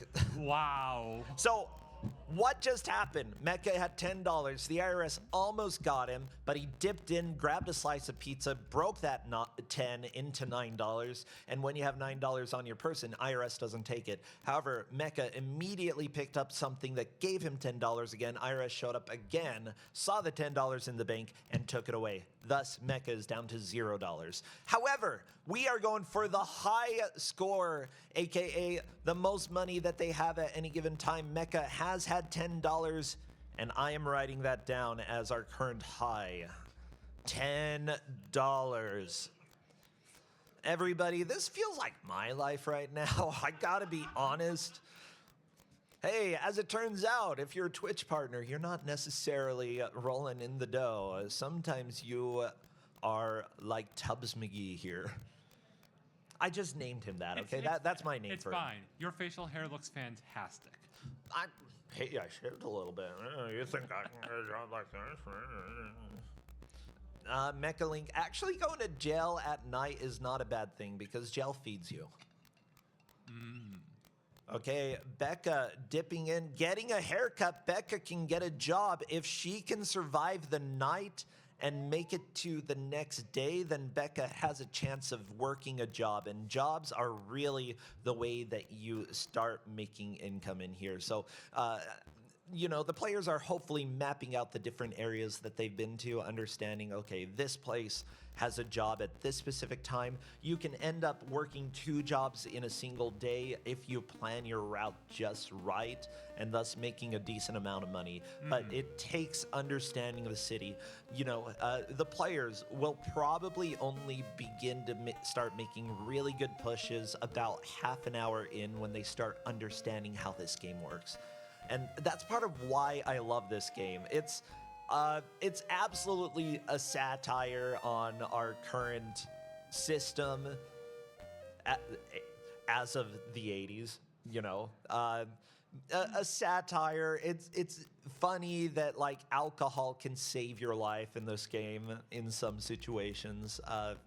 Mecha just donating $1 to the guy with the mask on. Sometimes you gotta help them out. They've got a gun. They need help, obviously. I mean, give them $1. Look, you only should give what you can afford, and I don't think we can afford $1. So I think maybe Robert could sell his gun and get $1 for that gun. Oh no, Becca! Unfortunately, Becca did Becca's doing a great job of getting a haircut. Like, seriously, that is a lot of early progress, and I love it. Unfortunately, Becca hasn't used the haircut. This is actual commentary that I'm giving for the game. You know, you gotta make use of that haircut that you get. Becca did dip into the store in order to sell some bottles, but unfortunately did not eat any food. Thus, the rest food meter is going to run out. Alcohol is going to run out. Becca is dead in about 5 seconds, is what I would say. It might be more like 10. So, will your hair grow back, or is the haircut Yes. just one and done? Oh, fun. About every 3 days, you need to get shaven Every haircut. 3 days? Yep. Okay, 10 a.m. is when Becca dies. There we go. I love this game. It's so good. It is It's one of my favorite games that I've have played. I mean, I've done speed runs of making it to $1 million. It's not very interesting, the end game, because you just end up going to the bank and putting all your money in there and then making interest and blah blah blah. Who wants to do that except for losers or people who are smart? People who want a stable life, you know, that's good. Mecha, just go to jail, okay? He's gonna get you. Wait! No! Mecha ran from the police! And then if you oh just, no! why did The you other pick side! that bottle? You had max bottles. Why did you pick up that bottle? He's coming! Is he gonna turn around? Mecha, can you get away from the police? No!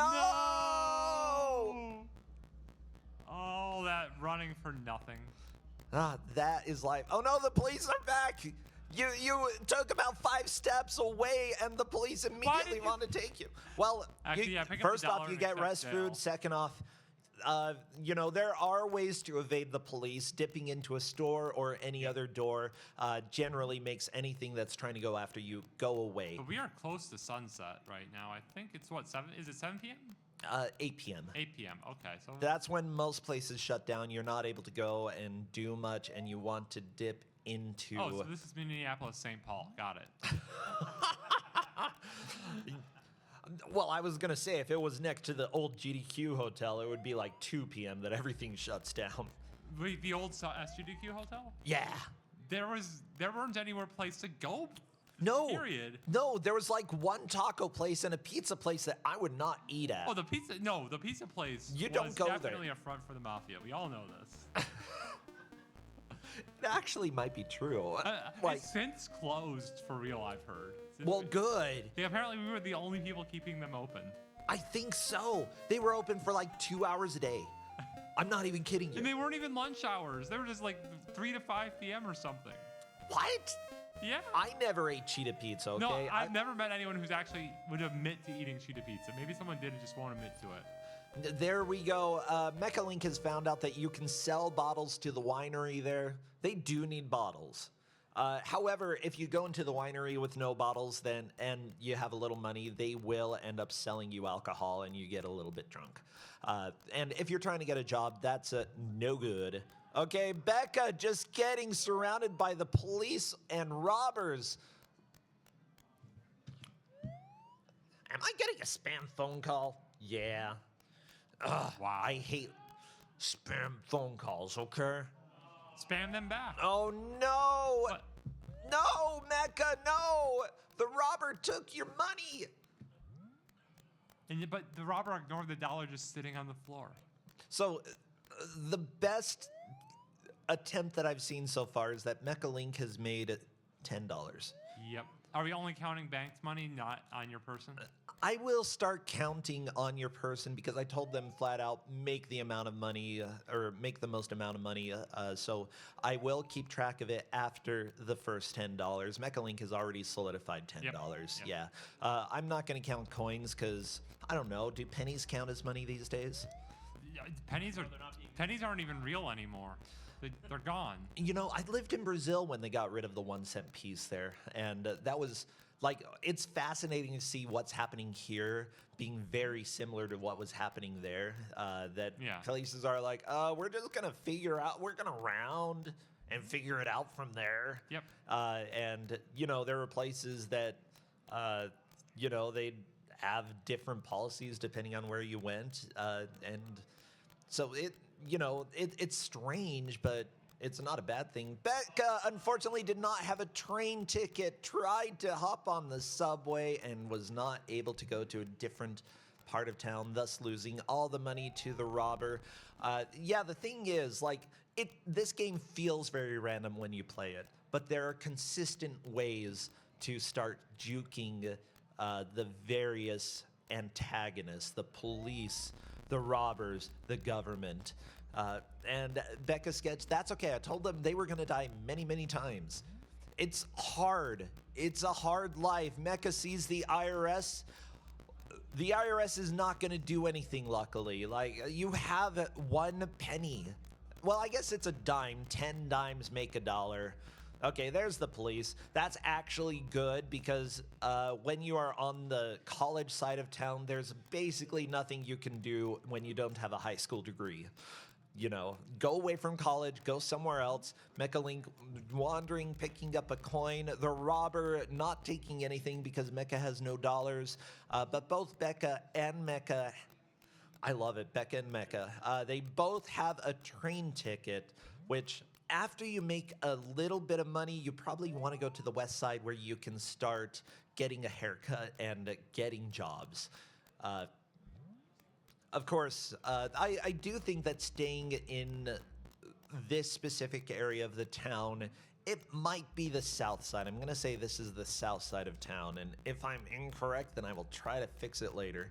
But staying on this side of town for a while is not a bad idea. You might end up considering you can go travel on the train and then immediately get arrested and thrown over here. Staying here is not a bad idea for a while until you rack up enough money that you're like, I know I can buy a train ticket, get a haircut, and have enough food to survive for a while. So that is the secret to not getting arrested, is if you have a haircut? Yes. As soon as you get a haircut, the police are not bad. They just walk past you. They don't make the scary sound. They don't? No, they don't. If you have a haircut. No, Mecha! Immediately getting arrested after getting off the train. How dare you? But getting a meal. So, not all bad. I had $1 to buy another train ticket with if we're not robbed in 10 seconds. I do not expect either player to figure out the glitch. Well, not really a glitch, an exploit where you can make dollar bills spawn over and over again, which... Is it just grab a dollar bill, walk slightly off screen, walk back on screen? You have to grab the dollar bill and then go right until about where the dollar would have disappeared, and then walk back towards it so that it respawns. Okay. For some reason, it keeps the data for the dollar there, so that it'll be a dollar that appears. It doesn't It's re-rolling locations after walking a set amount of distance, probably. It will be a different item if you walk too far. Mecha Link went to another part of town, and unfortunately getting arrested, tried to dip into the subway, but with no train ticket, not happening. Becca saw the robber, but realized, I have no money, so it's fine. And she has a haircut, so the police didn't arrest her. That's fantastic. In fact, it's almost 4 p.m., almost time for a job. I think Becca's getting excited. I can see her up on stage. She's like, yeah, employment, baby. This is what it's all about. That's how you make the real Let's see how much money you make when you get a job here at Chef Francais. I think that's the place. Is that what CF stands for? Chez Francois, that's it. 4 p.m., it's work time. She wanted to grab that extra dollar. Hopefully, it's still 4 p.m. by the time you make it in there. And there we go. That's $7. That's okay. Woo, $7. Working your first job. We need $10 to be okay. Yes, but still, like, each of the basic jobs that you can get without a high school degree pays very little. Yeah. But if you plan it out, you can go in this west side of town to the right to work the gas station. And I believe that there's another job, the West Side Bar, that you can clean dishes at about 10 a.m. So, Becca might hang out in this area until about 10 a.m. as long as she has enough rest food. Which I'm a little bit concerned about because it drains very, very quickly. Okay, Becca got a train ticket Where are we and is going? hopping to the south side. I assume there's some apartment or some food here. There's the City Hotel. Okay, Oh, there we that'll go. work. City Hotel, great. Becca survives. Seconds from being robbed. Very, very close. Very nice survival there. But we just spent 6 of our hard-earned dollars to Subway, sleep, and Subway. That's okay. There's the West Side Bar here. As long as she doesn't run out of rest food, which I think is going to happen, actually. So, Ooh, yeah. she really, really needs to, yeah. Soup Kitchen is 11. They're not gonna Soup last Kitchen that is long. on the south side, and unfortunately, Becca is not going to be able to make it back there. Like, Becca is figuring out the meta strategy. Even though she is going to die here, like, she knows a little bit how she can get a job and work multiple jobs in a day, and that is fantastic. Technically, in this place, if you go far enough right, there's a hot dog for $1, but... Yeah! Yeah! And it's 10 o'clock. Can we make it over to the shop? I think she's close enough that she can work unless she picks up the $1. Oh, she wants the job. Yeah, please make it in there in time. We made it! Yeah! Okay. And the There we go. dollar's still there. It's a decent amount of money, $7, Becca. Oh, yeah, the police will not get you because you have a haircut. Becca going to the left. She knows that the restaurant opens up at 4, I believe. We've got 15 minutes of this match left, and we still only have one person who made $1 or $10 at this point. Will Becca be able? I think Becca's going to the soup kitchen, which might not be a bad idea. Okay. Yep. Dipping into the soup kitchen. Unfortunately, a train ticket each way is $2, so, it's... there are other possibly better ways. I don't know. Maybe she's... Where are we going? Probably to sell these bottles, I think. Oh, that would make sense. Yeah. It is morning for Mecca. Unfortunately, robbery about to happen and Yep. not managing to get away. That is just life in rags to riches. And yeah, Becca, a little bit too far away to get that 4 p.m. job. I do not believe it can happen at this point. But like, Becca has really figured out some of the meta strategy, and there is still enough time that Becca could take the lead and the victory. We'll see what Becca can do right now. Okay, she's wandering to the left. Yeah, this side of town, you can work some jobs here. I believe there is the meat packing plant. They don't pay a whole lot, but still, depending on when it opens, you can potentially make a little bit of money there. I've just never really used... Oh, okay, it's a 1 p.m. job, but still, you can buy bones for $1. And bones, each bone... you can get $1 out of, and you get 5 bones when you buy them. I don't think Becca has really reached this side of town before, so it's not a bad idea to wander over here and see what's going on. Link Mecca, starved, that is a finally. death. Oh no, Becca, no! No, not like this. No, go away, Robert, don't do it, no! This game is cruel. Honestly, it's more like, it's less rags to riches and more rags to more rags. That's how it goes. So I do need our next players to meet up with our game master because I got way too into this game and I forgot to actually tell you to do that. So if our 2 players are here, yeah, and I believe they are Mist 66 and let's see, Glitch Cat, correct? You will be meeting with our GM right there. Cool.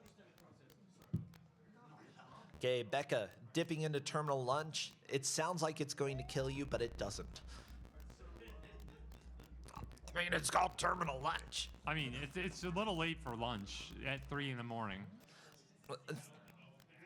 Well, I think the main problem is that Becca didn't have any money to buy at the lunch. There are certain places that are open at night. Becca, unfortunately, dying. Here's the deal. Mecha is technically in the lead due to the metric that we gave, and we do not change the metric during the game.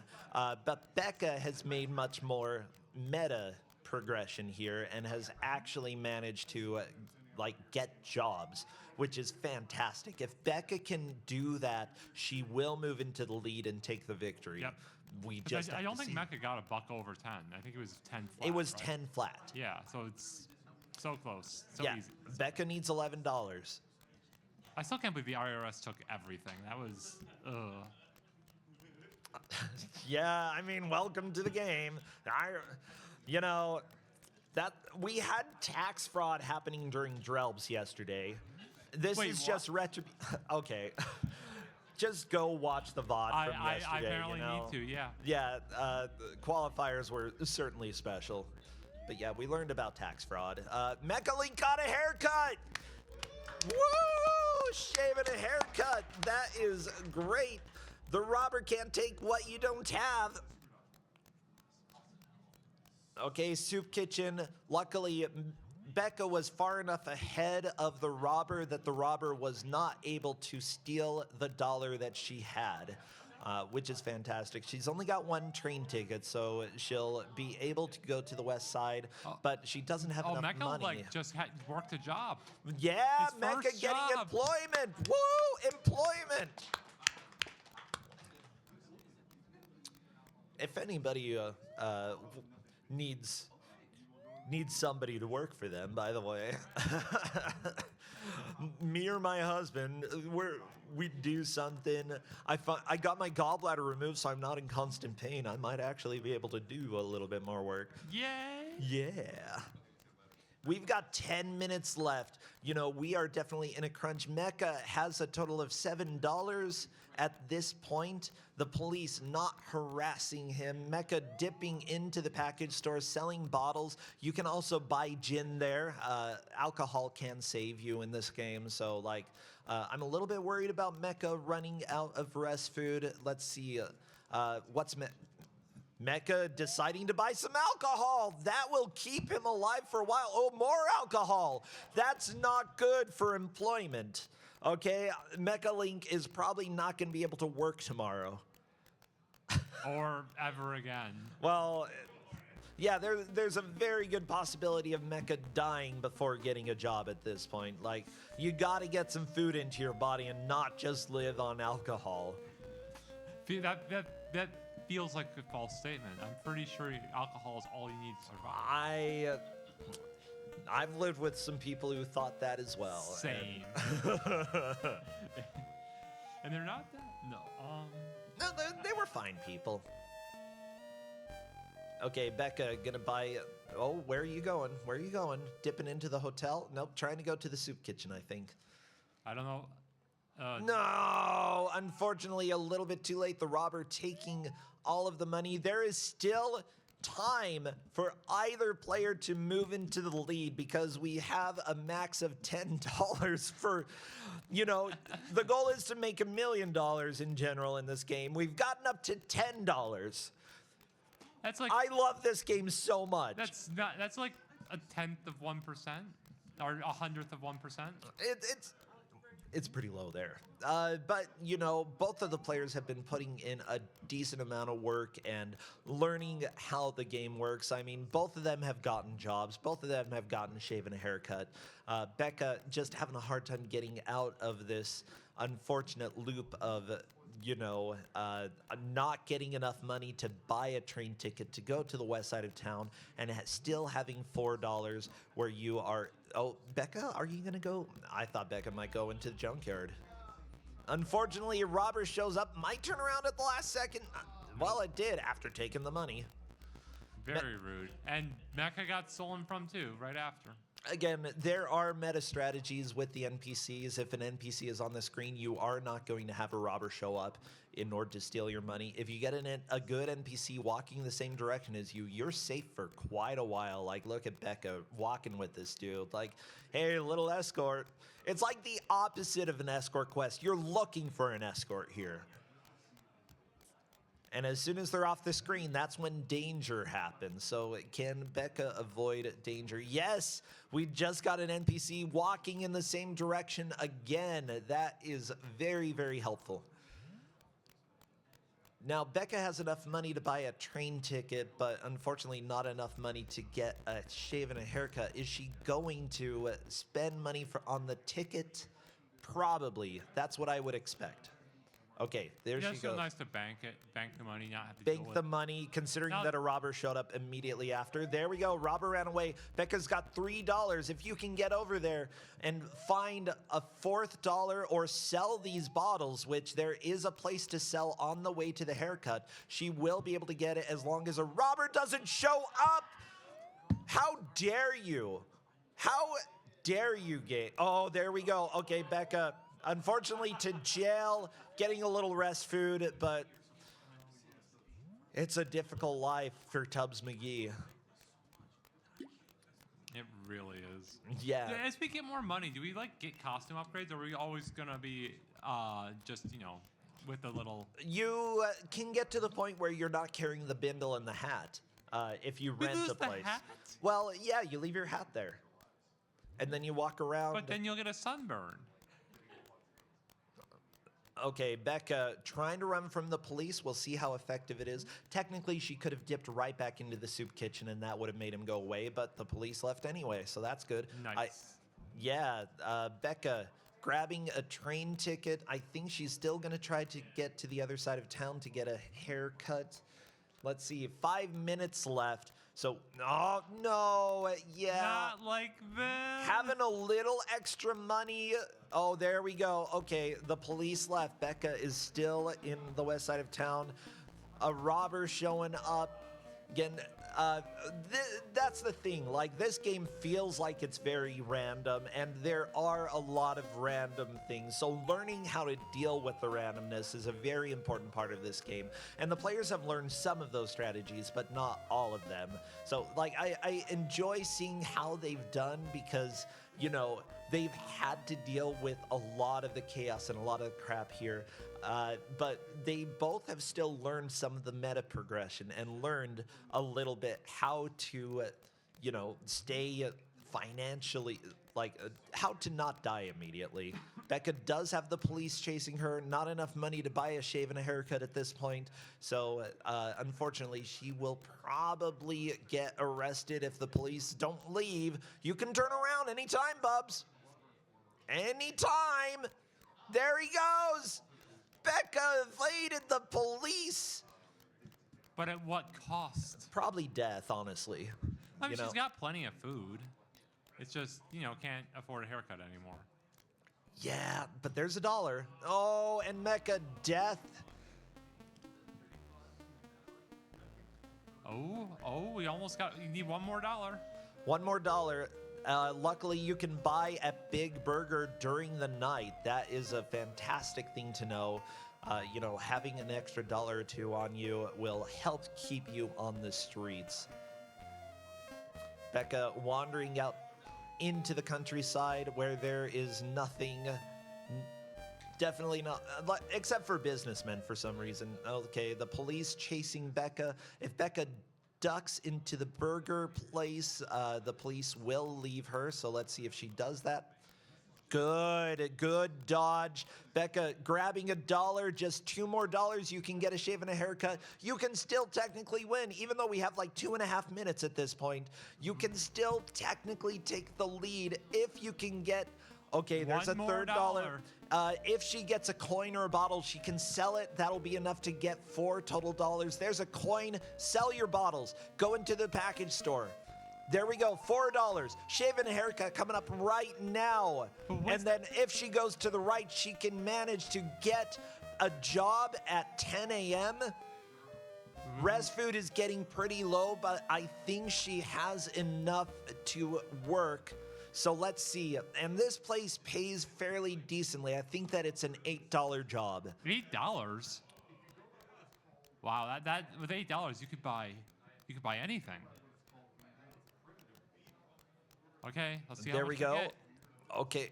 That's One, $6 three, total. $7. Oh, I can't count. Okay. Okay, there is a job to the right as well as a hot dog stand. Oh, there's an $8. There's an $8. Oh. Becca making a really good push. Mecca, meanwhile, wandering around as long. Okay, Becca can hop into the diner.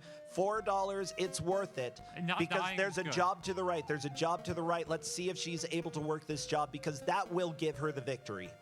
Okay, 1 more 2 p.m. hour. How This much ti- will be the victory Oh, if but- Becca can work this job at 2 p.m. Well, how much time is left in the match? Is there enough time?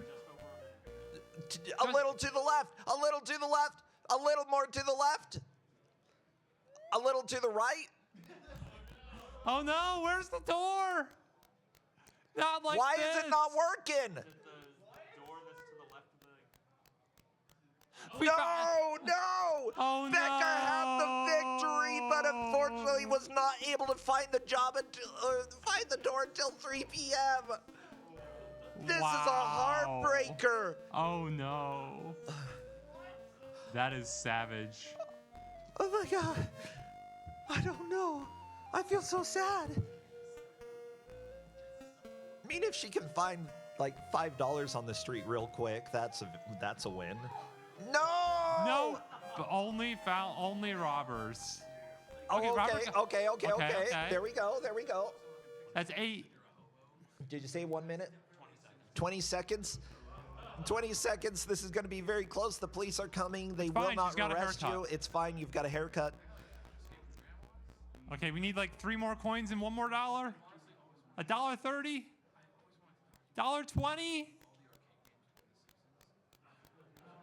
And that is time, everybody. Give them a round of applause. What a match.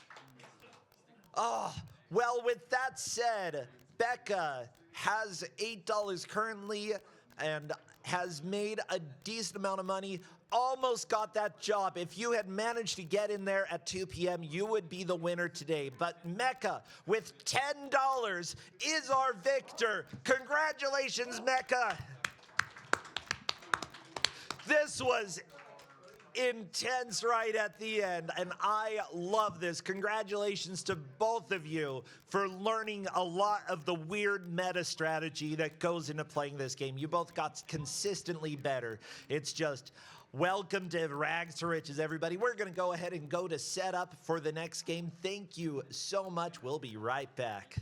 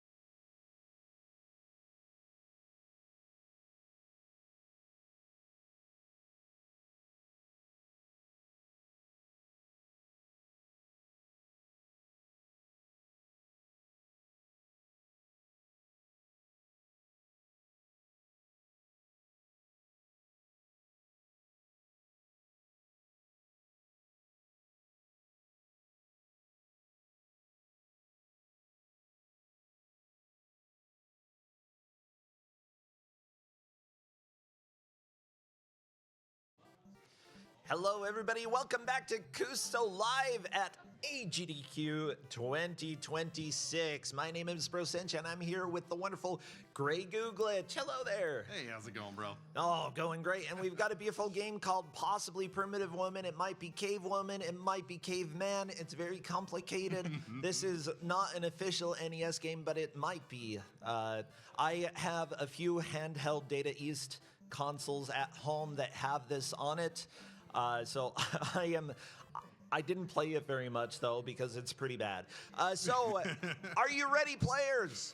All right, we'll go ahead and do the countdown, after which you will put your headphones on and get started. So everybody in the audience, let's go ahead, starting with 5, 4, 3, 2, 1, go! Good luck to all the players as they get in and kind of chill for a little bit. That's okay. Mist is just making sure that everything is working fine. So the fun thing about this is that we are getting something called triangle jumps, and as someone who is currently developing an NES game, let me tell you, physics are kind of hard to program for the NES. And I have philosophies as to why a lot of bootlegs have the triangle jump. Simply put, it is easier to program. Also, it's because you are not thinking about subpixels. Not necessarily not thinking about them, but you aren't using subpixels. Whereas a game like Mario probably does. Yeah, building those clean arcs for physics is always difficult. It's a lot of math, a lot of that involved, kind of pain in the butt. Yeah, but with that said, like anytime that you see a game that uses a jump like this, it's they're doing fine when it comes to programming. It's just that they haven't quite gotten to the point where they know how to make those clean, solid, fluid jumps.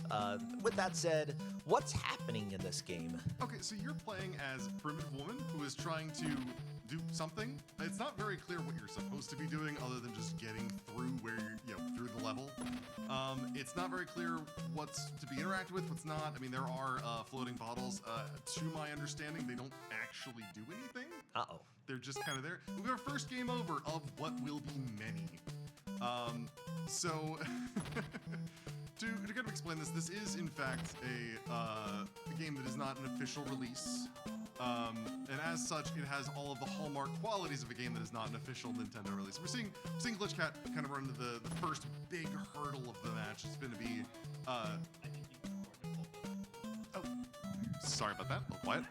There it is. I'm trying to think. I'm relatively sure I've seen a different bootleg game with this exact stage that is not Primitive Woman or Primitive Man. And I feel like the skiing section, you played as a cat.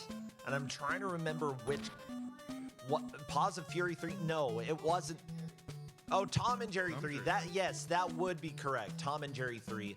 And in fact, the HUD that you see at the bottom is very similar to Tom and Jerry 3, and a lot of the different elements here. So, as it happens, a lot of bootlegs share a lot of the same things because they didn't even asset flip. They just made one base game and then had multiple characters that you could play with, and then tried to sell the different games. The difference between something that's unlicensed and bootleg, by the way, is an unlicensed game doesn't pretend to be something that it's not. A bootleg, generally, if you buy it and then afterwards you're like, wait a minute, but they're gone, that's when you know it's a bootleg, when you have that wait a minute moment. Yeah, and this is from the heyday of multi-game carts. This is probably something you would find on a 7-in-1 or something like that. Yeah, considering that like the Data East consoles that I have are like 100-in-1, 120-in-1 or something like that, and that this is one of the games that is on it. Yeah, absolutely multi-cart. Just gotta fill it up with games.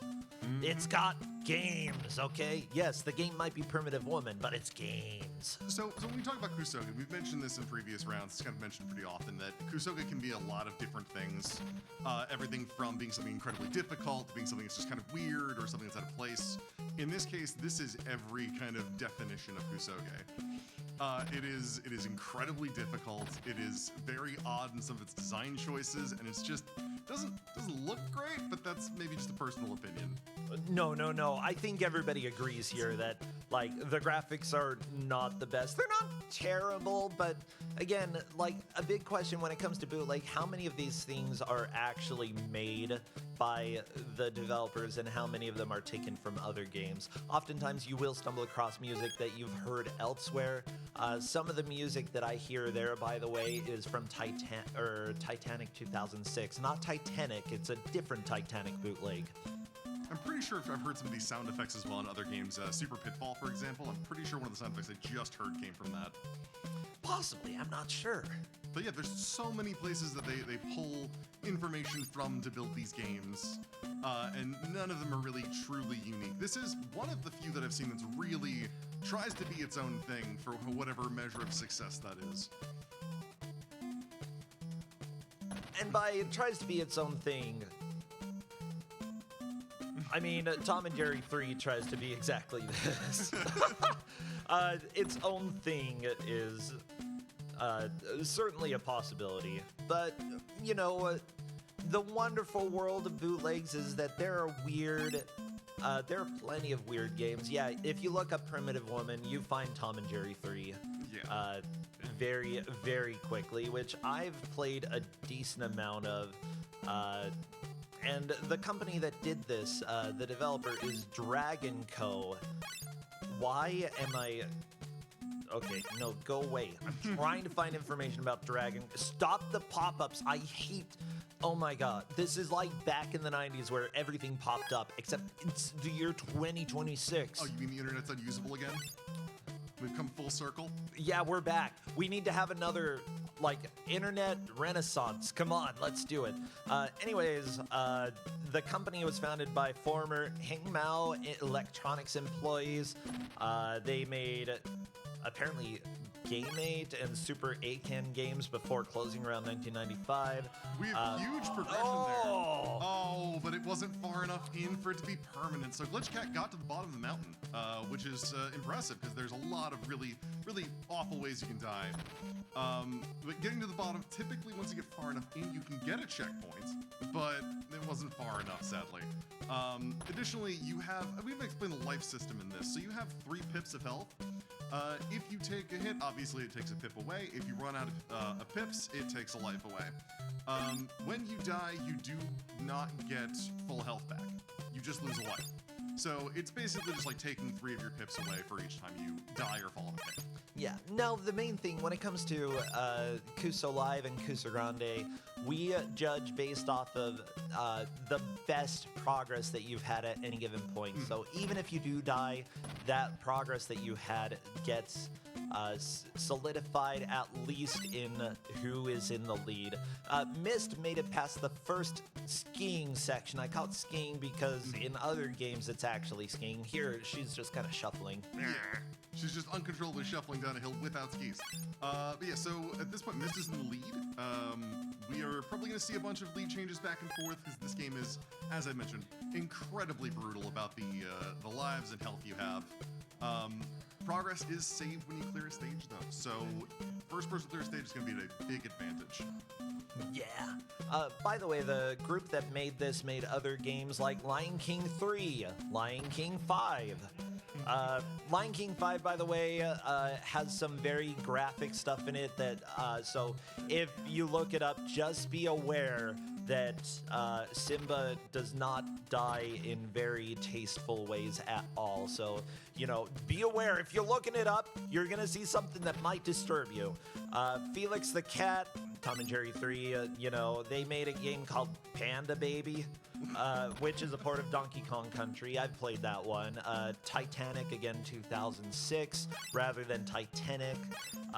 And they eventually became Hummer Software, not Hummer Team. That's a different game, or a different company.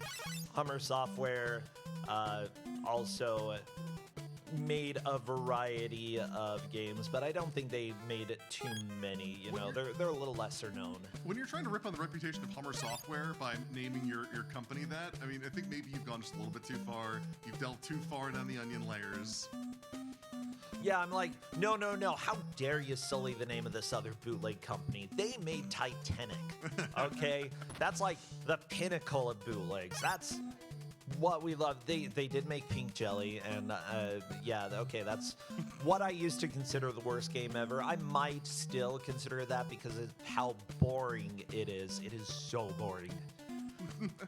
Yeah, in my opinion, like, there's a certain point in good to bad that is very, very middle to middle lower that ends up just being boring and unenjoyable to play. Nobody wants to watch, nobody wants to play it. This is definitely below the boring part, which starts making it a little bit more interesting because, what you're seeing here, you know, these people, you know, were some of the best players that we had in the qualifiers, and because of that, you know, the fact that they're dying over and over again is not their fault. They're doing pretty dang good. It's just this game is not good. Yeah. The extreme difficulty of this game, the brutality of the fact that it does not really let you proceed through a stage without, you know, constantly stripping away health and lives. It's so hard to avoid taking deaths and so hard to avoid just taking errant hits. Yeah, Glitch Cat falling to his death again. The thing is, like, with a bootleg, actually, back up. With Nintendo games, you know, a lot of people like to dunk on the seal of quality, but in general, if it is licensed for the Nintendo, you can expect certain things, like usually the game is completable. Usually it feels like it kind of controls.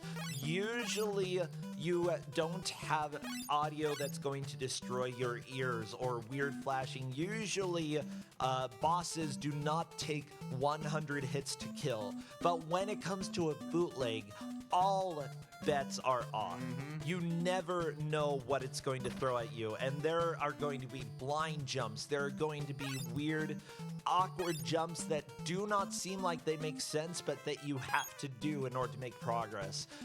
You know, you are just dealing with people who did not follow official design rules when it came to Nintendo, because guess what? They didn't have to, and they were making a bootleg. Yeah, they don't have to use the playbook. They can make up whatever rules they want, and it doesn't have to be, yeah. And sometimes that's good. Most times it's really, really bad. Yeah, mind you, the playbook is, at this time was a lot less formal, but still, people had at least an idea of what a video game was and what a platformer was. But when bootlegs were made, it was more just get something done so we can get it out. It still doesn't seem like either of the players have figured out any faster forms of locomotion other than jumping. Just interesting. Are there faster ways? My bet is up and jump. No, there's one faster way, and it is not intuitive. We'll put it that way. Okay, I'm thinking of different games that I've played by this developer. I mean, Wait and See, which is a Bugs Bunny game. It's hard. Why is it called Wait and See? I don't know. But it's hard to explain just how bad these controls feel. I mean, everyone can imagine what this might feel like, but everything has got input lag. Everything is, the hitboxes don't make any sense. A lot of the movement itself is very, sort of, you know, really stiff. We don't have any real float. yeah, I find, like, if you do happen to want to get your hands on, like, a port that has come out in the US that is somehow still being sold today, even though some of these games, literally one of them has a stolen screen from The Matrix. It's called Hacker. It's not the same Hacker as Titanic, okay? I know everything comes back to Titanic, but it's a different Hacker game. Is Titanic the carcinization of bootlegs? I wouldn't say that. I would say that it's like the pinnacle. It's what a bootleg should be. You know, if I want a bootleg, I want Titanic. I want something that feels like that. Yeah, I mean, there's something very special and magical about Titanic in how it plays, in the way they approach things, and the fact that it's breakable, but not so much so that it's undone. Yeah, missed, by the way, to the second skiing section. Very yeah. nice. And Ooh, off the cliff. these blind jumps are strange. And right into a pit. That's one of the harder things about some of this. Some of the respawn points are not favorable and not nice. Yeah, I've been dealing with programming checkpoints, which has been a little bit weird. Like I've managed to get it to the point where checkpoints work, but it distorts the graphics for some reason. I'm sorry, NES development is, I don't know, it's a mystery. It's But- all way beyond me. I've already tried looking at some of that stuff. I do not get it. I mean, I don't know assembly, so people who are familiar Well, with I assembly, didn't know assembly either, but now I do. I mean, that's something I want to learn to do eventually, but those are my own things. I want to build randomizers for certain NES games. Yeah. Yeah, there's a lot that goes on behind the scenes, and just watching this game, there could be various reasons why movement is a specific way. The vertical movement, honestly, having multi-directional movement, I haven't seen the screen scroll more than one direction at a time, which is understandable. You know, it's actually pretty difficult to make that happen fluidly. Yeah. But the movement is still relatively decent. Tech is suggesting a Titanic rando. What would door rando for Titanic? Button rando. Oh, Just no. randomize which button does what, That'd be okay? amazing. Including the directional buttons. Be incredible. No, the rando I'm thinking of in particular is Clash of Demon Head, because I adore that game and I would love to play it more, but I do the speedrun of it. So having a randomizer for that would be incredibly cool. Ooh, missed, jumping just a little bit too early. Again, when you have a blind jump coming up and you don't know exactly where you need to land, kind of understandable that you're gonna miss some of these jumps. I mean, I will share, this is the first half of the first stage. We have 5 stages to go. We have 5 stages? We Oh do. no! This is gonna be a journey. I mean, my initial thought was maybe this is too short. No, I think we're fine. I think we're fine with this.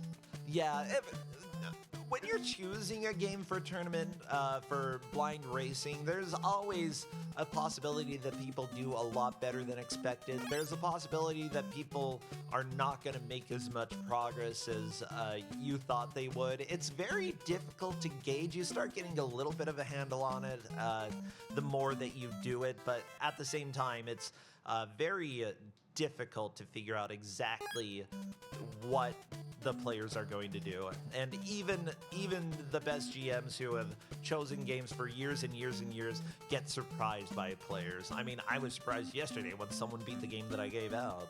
Yeah, it's always a mixed bag. I mean, you have a huge amount of talent in a lot of the players that run these games, and it doesn't necessarily translate from game to game. We've seen that multiple times.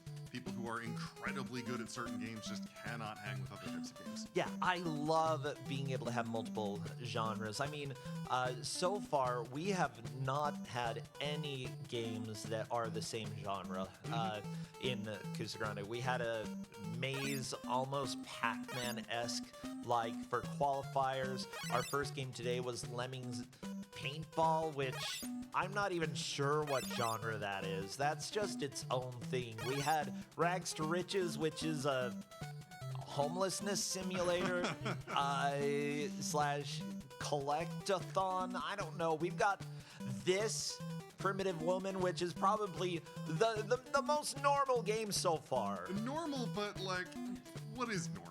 Really? This honestly, I'd rather be playing any of the other games. Yeah, I mean, this is, yes, platformers as a whole, we've seen sort of like are a very common go-to for bootlegs and for these sorts of tournaments, because they're not the hardest things to make. They're, something that you can easily approach the idea of just make player go from place to place. But in this case, because of the fact that it has so many mitigating factors, it just gets bad. Yeah. And like, look at these finicky jumps. I mean, Glitchcat's seen this now, obviously, multiple times going down this hill. there are jumps that you should be able to make that are just not frame perfect, but they're dang close.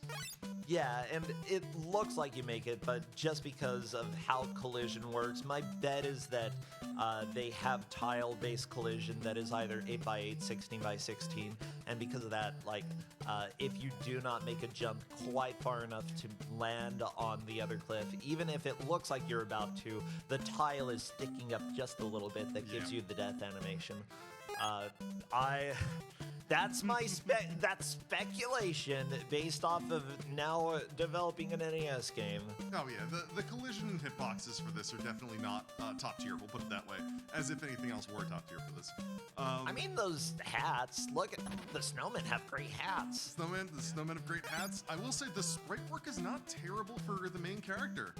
There's a lot of dynamic movement. It looks like there's multiple animation frames, and not like just 1 or 2, but like maybe 5?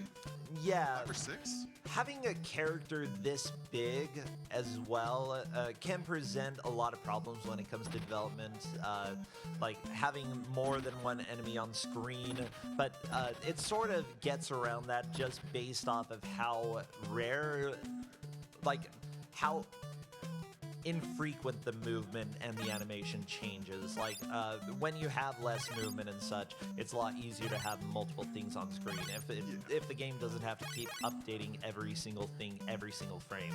So that's my bet, how they managed to have 2 other things on screen while having this giant sprite, because this sprite would cause a lot of lag in normal situations. Like, honestly, this runs relatively well for how big this main character sprite is. I will say this is still, you know, in the lead at this point. In the second part of the mountain, and it's that same thing of spawning in with the forward movement, because you don't get dropped on the ground directly, you're dropped above it, so you can slide down, and with that dropping you in the middle of 2 pits on a platform. Yeah, I think that especially if you die, it's very easy to keep holding right, because you know that's where you need to go. But if it drops you on a very slim platform where holding right causes you to die, you gotta remember, no, don't hold right when I start. Don't hold right after I die. I gotta let go. I will say this is they'll find out later when we move over to the caveman section of the game. That maybe. If we get there, we'll see. But if they get there, caveman is a little more complicated. Your projectile doesn't just go straight; it goes in an arc, and it's very hard to hit things with it. So it's an increase in difficulty, as it were, not just from the actual stages, but from the mechanics of using a flag. So now, one thing that I don't like about the main character sprite is that the nose wiggles. The nose wiggling, yeah. Like if you just idle, the nose wiggles, and I find it strange. I'm trying to think what character. There's like a Hanna-Barbera character that has a face like that. I mean, there's also Big Nose the Caveman, which were actual games. I don't know if they came out in the U.S., but they certainly came out in Europe, and they have their own issues. But what is it about cavemen and cavewomen having big noses and like not really having any other distinguishable feature? I think it goes back to those, like I said, there's a Hanna-Barbera cartoon that is a cave person with a giant nose. And I think that might be where that comes from, that sort of assumption, but I might be completely wrong about that. Oh, and it looks like we've got additional progress on Mist. Very nice, Miss. Getting past the skiing section. On to the skating section. On to the skating section. And immediately. back to the start. Well, okay, never mind, but great job. That is progress. That is progress. Mist is currently in the lead. Glitchcat needs to finish the skiing and do a little bit better at the skating in order to move into the lead. And I fully expect us to have some lead changes. Oh, very much so. This is nothing's done till it's done. I mean, once you start getting the rote memorization of the stages down, the first parts become a little bit easier to get through. I mean, this one unfortunately starts with some really harsh nonsense. With this hill. This hill is one of the harder things in this game, but honestly, it's I think we're gonna see some progress as soon as we get further past this. And it looks like Misty's pretty much got that first section down at this point. Getting to the middle section, or close to the middle section. Yeah, to the middle section with 2 lives. By the way, I found the Hanna-Barbera character. His name is Captain Caveman. Yeah, Captain Caveman. What a unique and cool name. My name is Captain Caveman. Didn't he also have a kid too? Yeah, and son. Captain Caveman and son. Really? Yeah. Well, I The mean, whole thing. how else were we ever going to be born? He had to have a son. Yeah, Captain Caveman and son. Yeah, that's right. Captain Caveman is our common ancestor, everybody. Uh-huh. We all, I mean, you can't argue with that logic. His birthday is May 21st, just so you know. It's funny. What wiki are you reading that has Captain Caveman's birthday on it? The Hanna-Barbera wiki, okay? Is this like a fandom, or is this like... It's a fandom, okay. Yeah, but There we that's go. canon. It's canon. Yeah. Everything you find on fandom wikis is canon. This is the non-made-up section, I promise you. Non-made-up. Whatever, everything is fiction.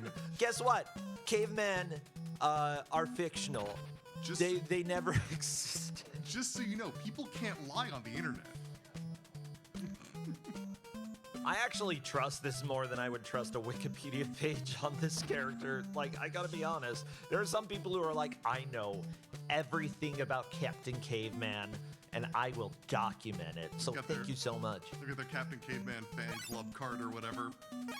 You know, like they used to do that mail away cards for like different fan clubs. Oh, yeah. Product of a bygone era, as it were.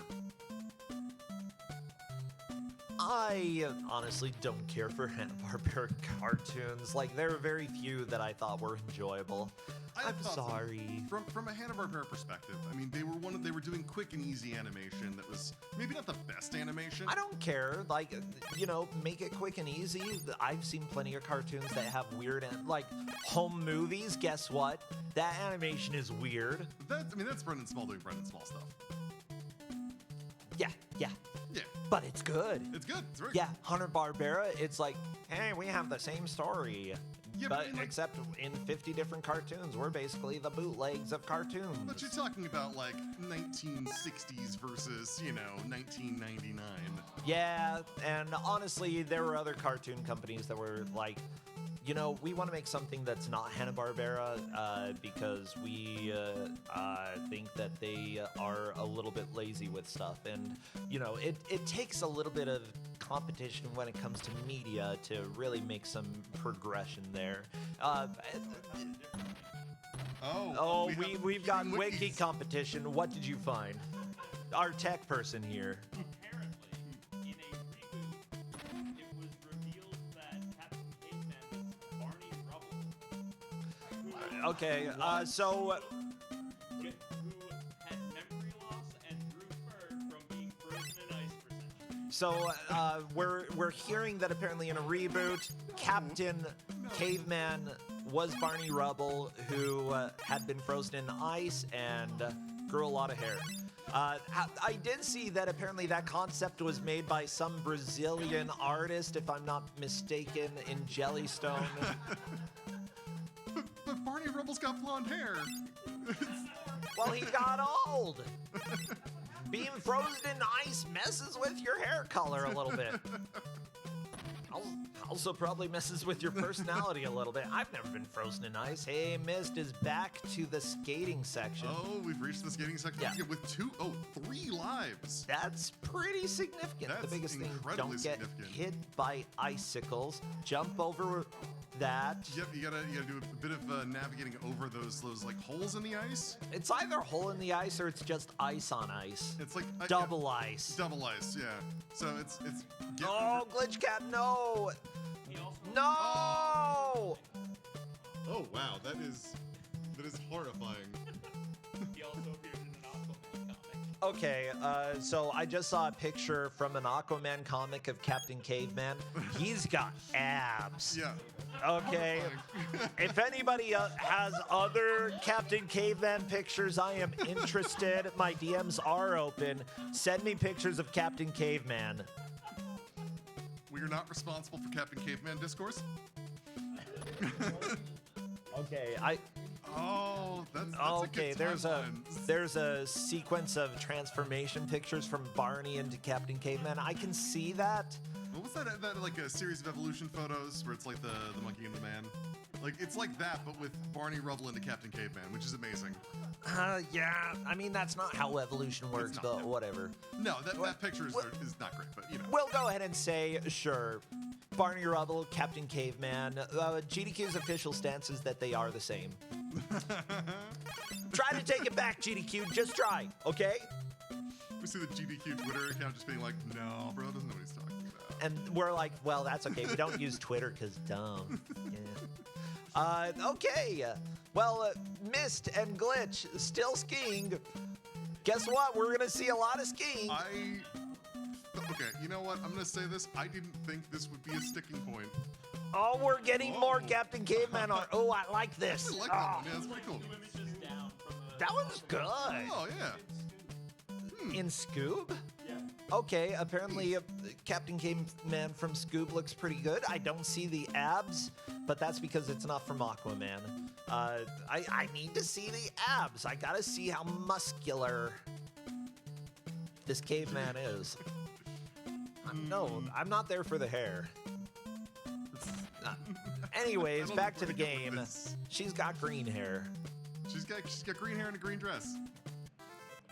Yeah, I would say, why does she have green hair? I know that it's because of palette choices, Yeah. but Well, no, because nothing else uses that teal color. It's just her. she's got And she's got brown hair in the bottom bar too. Yeah, but like all of their HUDs had that color palette. Yeah. Yeah. Yeah, it's like a tiny color palette for that section. Oh, I gotta deal with the HUD. I don't want to. HUD's important though. No game needs a HUD. Oh, yeah, no. Famously, no game has ever needed a HUD. No, HUDs are useless. Thank you for coming and let me know. I'll go ahead and make sure I didn't end these. Okay, I'm gonna go ahead and let our next two players know that it is time to chat with your GM. So if our GM is here, come on over. It looks like they are all here ready to discuss. So I do know that we're running a little bit late as well today. So yeah, we're A little time shifted, yeah. a little bit. I can blame Lemmings. A little bit of tech Paintball. yeah. No. Never blame her. Never No, blame not blaming the tech team. Just How blaming dare you, Glitch? I'm so sorry. Please forgive me. I know. It's a troll. Welcome to this entire game. Glitch Cat is to the ice skating section. Give it up to Glitch Cat for passing the skiing. Okay, yep. And on to the ice skating section. This ice skating Got section it. is notoriously difficult, and definitely worth grabbing that health. Ooh, Definitely. Glitch Cat being smart and ducking a little bit just to make sure. And One using important the thing camera to movement too. Yeah, one important to keep in consideration as well is these bottles that they're picking up. What do the bottles do? The bottles, I don't think they do anything. False. At least I think it's false. Oh, yeah, really? I'm Is it like- I mean, it's like speculating 100 because for a in life? some of the other games, I think it's 30 for an extra life. there is a Because way that's to been jump. that's how it's been in some of the other games. So you can jump, but neither player has managed to jump. Yes, you have to hop over them. Okay, It's well, just figuring out how to do it. they may figure out. I think once one of them has managed to jump while doing this, we will talk about the method of jumping. Because oh, There we Glitch Cat go. is past. Glitch Cat is in the lead. Everybody. Immediately dead, but that is progress for Glitch Cat. Technically progress. That's what we're looking for. I think we might see one of the stages get cleared. I think we're on track to see We one might. stage get cleared, We might. which is incredible. Yeah, I love to see lead changes in Kusogrande and Kuso Live. It's always a lot of fun to see people moving into the lead here. So, now I get to cheer for Mist. Come on, Mist. You can get a comeback. I mean, honestly, at this point, if you're getting to the final section, the section you've just gotten to, and you're there with less than, I'd say, 2 lives, it's not worth trying to continue at that point. You want to try and conserve as much as possible, try and avoid as many hits as possible, and that might mean taking your time for a second. But that's, strategies are strategies. We'll let the players figure their own strategies out. Yeah, like sometimes if you do make it that far, and you know how to do things, just seeing a little bit more of the level doesn't necessarily hurt.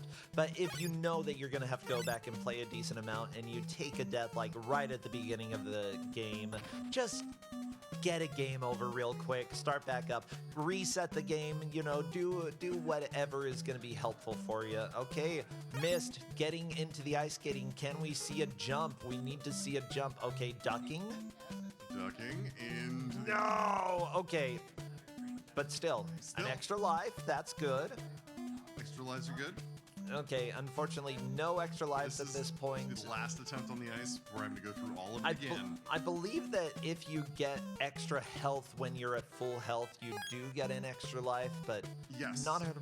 Okay. Yeah, I believe that piece of meat gives you three pieces of meat back on your mark, which is, super intuitive. 1 meat is 3 meat. 1 meat. That's how meat works. 1 meat is 3 meat. You want 1 meat or 3 meat? Guess what? You get this is the same. Always the same.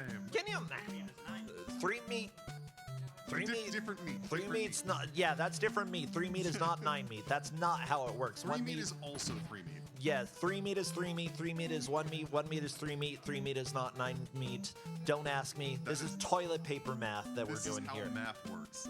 I call it toilet paper math because it's always like 12 equals 48. What the crap does that even mean? Stop it. I don't want to see that. 12 does not equal 48. Toilet paper? Charmin bears? You need to go to school. Okay, just like in Rags to Riches. Go to school. Stop doing 12 equals 48. What toilet paper are you using that has 12 equals 48 on it? Really soft toilet paper. We have currently 15 minutes left in this match. Very nice. Very nice. So we're getting close to the end. I love that we're like, I'm a little bit worried they might beat the game. Yeah. No. I underestimated the brutal difficulty, man. I will say I have RTA cleared this. So it took me a while. But I also don't necessarily think I'm the best at platformers, so.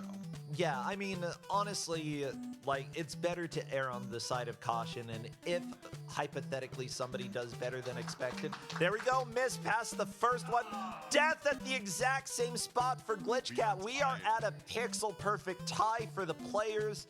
When we have a tie like this, the lead goes to who got there first. At this point, Glitchcat is considered the person in the lead. If Mist can get that jump, though, if Mist can do it, then that will put Mist in the lead. Okay, it looks like... Okay, it looks like they're going to work on a slight audio issue here. If things end up being relatively close, we usually give a little bit of extra time to one of the players, but that's if it looks like there's a possibility of a comeback in the last minute. So I will say that we will, in the sake of fairness, be willing to give an extra minute to Mist. If Mist is close to where they were before. Yeah, I think we're in good shape. Yeah. All right, I think we're good to go. Cool. Okay, so yeah, if Mist is close to this point, here. Hey, welcome to life, everybody. Tech issues are... It looks like Glitchcat did pause as well, so we are just chilling. We're still going to go ahead, because Glitchcat did play a little bit during that, give a little bit of bonus time to Mist. I mean, I warned... It wasn't working because it was paused. Okay, cool. We figured out the tech issue there.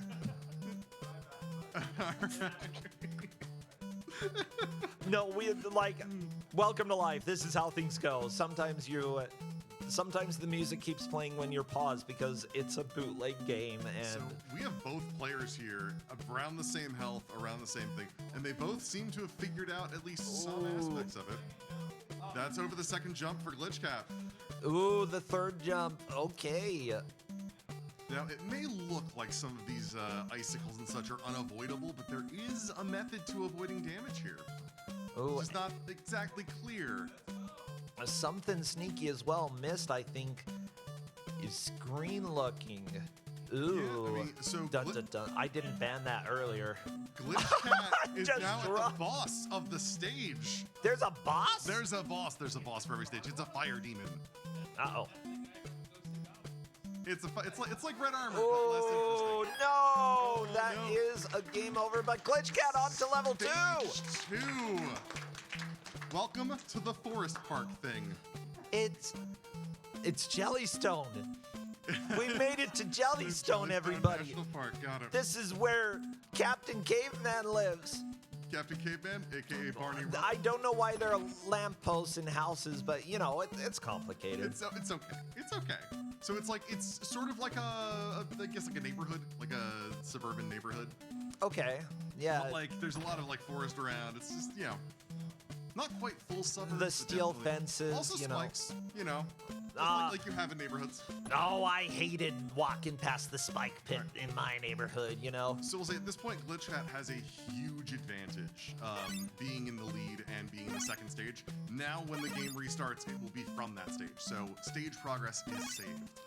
Yeah, that is huge. That is good. Absolutely huge. Yeah, we're gonna see more progress through the stage. And this stage, I know, is actually a bit easier than the first stage because they don't understand how difficulty balancing works, but that's a separate problem. There's also multiple branching paths in this stage. Don't say that. I mean, I have to.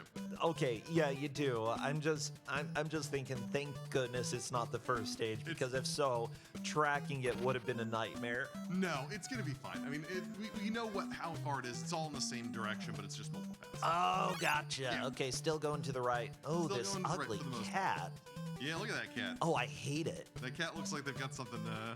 Well, we've got 10 minutes left, so hopefully we never see that cat again. Then we're gonna see it again. We might. But we're seeing some solid progress out of Glitch Cat. I mean, like I said, the second stage does have a little bit more of leeway than the first stage. There's not a lot of instant death hits constantly. Things do still hurt pretty badly. You still only have 9 hits you can take per continue. Yeah, it's interesting that like when you die, unless you fall like into the ice, it's not really too punishing unless you like lose your final life. As the game goes on, though, more enemies spawn in all of these stages. It becomes very hard to not get hit. So that's sort of where it starts to balance out. This is particularly easier early on in this stage because the later stages are going to have just a lot more crap to dodge. Mm-hmm. The pink bunnies. The pink bunnies and the squirrel. The pink bunnies, the pink squirrels, the blue guy. What even is that? Okay, like It's a I pretty dope recognize outfit. most of the things, but the blue guy. It's like it's almost like an Easter Island head, but like not quite. Yeah. It's like a moai. Yeah. It's a moai done by the less famous artist, you know. there were some really good statue designers, and then that guy. It's a pocket moai. It's not big enough to really be, it didn't have a body. It's like We don't judge them. You know, we still let you create art. It's just, you know, nobody remembers this one. Yeah, so this is the true primitive woman experience. There we go, Glitch Cat killing the bunny, which is very sad. Glitch Cat is on his last pip of health.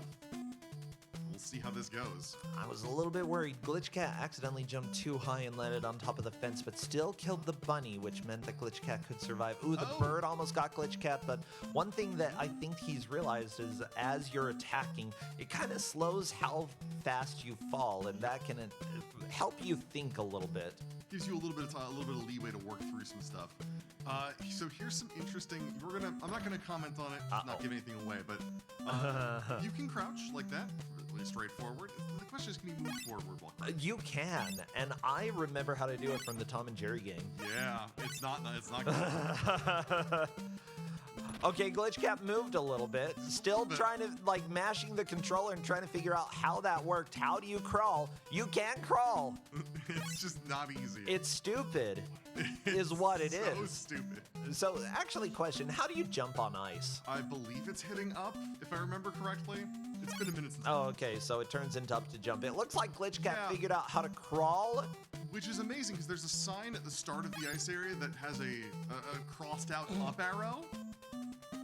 So it kind of sways you in the wrong direction. It means you can't jump normally, but it doesn't explain that, obviously. Yeah.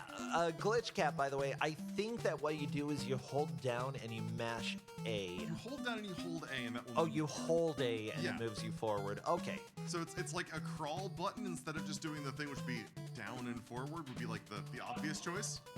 We're far enough in that I can say holding down and forward actually just makes you run. So the forward diagonal down is your run ability. Yeah, that sounds about right. So like they could have been running this whole time. It's just a matter of figuring out how to do that. And honestly, like, once you find one strategy to move relatively quickly, like, it's not necessarily bad to stick with that. But yeah, it's worth trying a variety of different button combinations to see what ends up being successful for you. Yeah, being able to run could have helped, but considering how many obstacles there are, how many things hurt you in this game, maybe it wouldn't help quite as much. I will say, when I gave out this game, I did apologize to the people I was handing it out to, knowing what they were going to have to deal with this. Yeah, the pink frogs. Ooh, so scary. Ooh, I'm a scary. pink frog. Scary Fear frog. me. I'm a scary frog. Hey. Hey, Ma, I'm a frog. You want to kiss me? Let's just keep saying the word scary frog like that. I'm for a the next, scary 10 minutes. frog. I love you. Oh, this is more like the last day of Kuso kind of cycle. I don't know why I'm delusional this early in the week. It's only Tuesday. I think the PowerPoint slides may have broken both of us. Oh my gosh. Yeah, for those who didn't know, yesterday there was a PowerPoint presentation panel about unhinged video game takes, and both of us presented during that. 5 minutes left, by the way.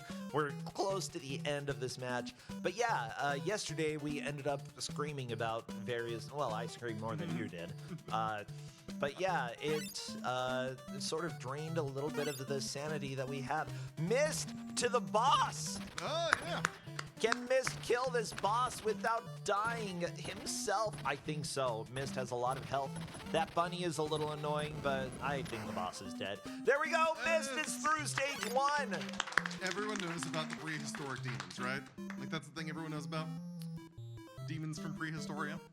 What is this music? It is music. I enjoy the change. I can't say what this genre is. Bootleg. Bootleg is music. the genre. What? It's human music. Human music. Music Oh, made we by are in humans. human place. Yeah, This is what the humans listen to in Jellystone. very much so. I love how some of these pits are full of spikes. Like, yeah, clearly they've got the tiger trap set up. But the rest of them are just like, no, it's just a hole. I mean, like, it's either the road commission has a problem. It's a pothole. It's just a gigantic pothole. Some potholes have spikes. Yeah, I mean, I would. I believe mean, it. I've seen the I road would believe construction in Utah. I believe it. Right, so we currently know right now that Glitch Cat has a substantial distance advantage within this stage.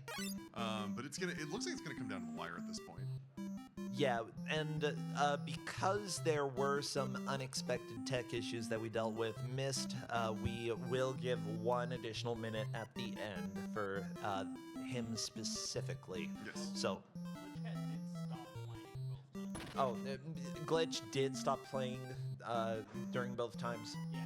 Yeah. Okay. He stopped to wait while that got. Okay, our tech is clarifying. Glitch Cat did wait during that. Because of that, it gives them an equal amount of playtime. I think that it's fair for us to say that Glitch Cat, was fair and treated it the right way. Yeah. So, good. I am fine if people keep playing. We just give a little bonus time to the other player if that happens. Yeah. I think we're in a good spot though to say it was basically even. Boop, boop, bitty, boop, beep, boop, boop. I Yeah. No, dislike. Okay, you like. Yeah, you can run in this game. It is possible to run. I mean, Yeah. it feels like a mistake when it happens, but you can do it. I love games where you're like, I somehow ran and I don't know. Glitch Cat just crawling through the level, which is as fast as walking, so that's Pretty much. fine. I think literally it's as fast. Walking is so slow. Glitch Cat is like, how did I run? How? I'm crawling. Yeah, you have to be moving forward before you hit down to make the run happen. So you That's have stupid. forward momentum and then like pushing. It's like a quarter circle down, but you've got to like hold both. It's awful. I dislike that. That's not good. bad. It's a bootleg, whatever. They gave you the ability to run. It doesn't matter that it's bad. Someone You can consciously run. made that choice though. It's like, well, what do we want to do? Do we want to have down and forward be crawling or running? Yeah, it's really not too difficult to like program one set of combined inputs and combine a different set. Like, it's the same amount of coding, even if it's an assembly. Glitch Cat is definitely trying to figure out the run right now. It's very clear. Like, that's what's going on. And it's like the double inputs, like you'd see in like a Kunio game. Or, yeah. Super interesting to see. But yeah, we're quickly approaching the end of this. It's going to come down to the wire. I mean, I do still think that unless we see some really specific and quick movement out of Mist, that Glitch has pretty much got this in hand. Yeah, Glitch definitely had the time advantage getting here early and spending a decent amount of time on this stage to really learn the flow and how it goes. So yeah, the liar's no up sign for the ice section was really the thing that kind of messed up the entire process. Because figuring out you can't use the regular jump button for no reason. I mean, that's one of the things that is. Yeah, you know what? No up actually means press up. Yeah. That's how this It means game up to works. jump, yeah. That's bootlegs for you, baby. Yeah, I mean, not only do they shift to the worst form of jumping, but they intentionally take away a button designed for jumping. No, there's been worse. I've had down to jump. That is time, everybody. That is time.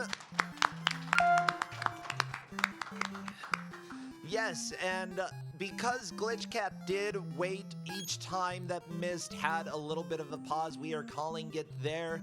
As it turns out, both of you made it to stage 2. Glitch Cat made it there earlier and got into some of the complicated air platforming. Mist, you got pretty dang close to catching up, but not quite. Glitch Cat takes the victory today. Congratulations, Glitch Cat. You'll be moving on. Mist, fantastic job here. And thank you for dealing with this nightmare of a game. With that said, we will be back. We will be back with our last game of the day, so stay tuned, everybody. Feel free to go and grab water real quick, and we'll get set up. Thank you.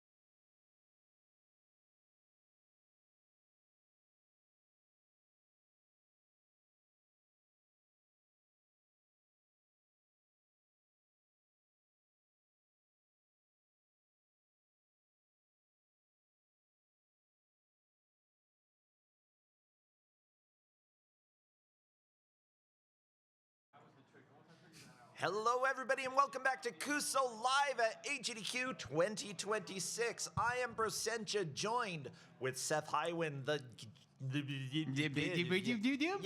game master for this final game of the day. And guess what? We've got Socks the Cat Rocks the Hill, a game based off of Bill Clinton's cat, because why not? The game never officially came out, and that's fine. Yeah, I mean, the game never officially came out due to the company behind it, the U.S. branch, shutting down. But there was eventually a Kickstarter campaign to kind of get the actual ROM like released to the public in like 2018. So now we have like, it's basically lost media because the game was finished. Oh yeah. So well, let's go ahead. Are you both ready to begin? All right, so yeah, after we do the countdown, feel free to make sure that your headphones are on and get started. So audience, help us with the countdown with 5, 4, 3, 2, 1, go!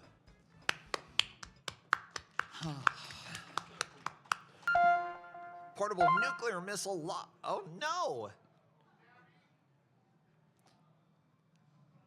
Okay, NPC is hopping in. Brandon Blank appears to just be going through. Welcome to sometimes like demos start playing and it gets a little bit difficult to hop in there. yeah, 'cause sometimes if you're not quick on the input, like it just takes you straight to the demo screen, and then unfortunately you've got more time to like just on your side, unfortunately. But both players are starting. We're, I believe, in like the attic and crawl spaces of the White House right now.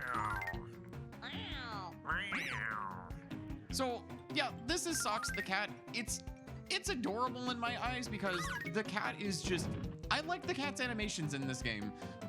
There's actually a dedicated sleep button and like grooming button in this game. It's true.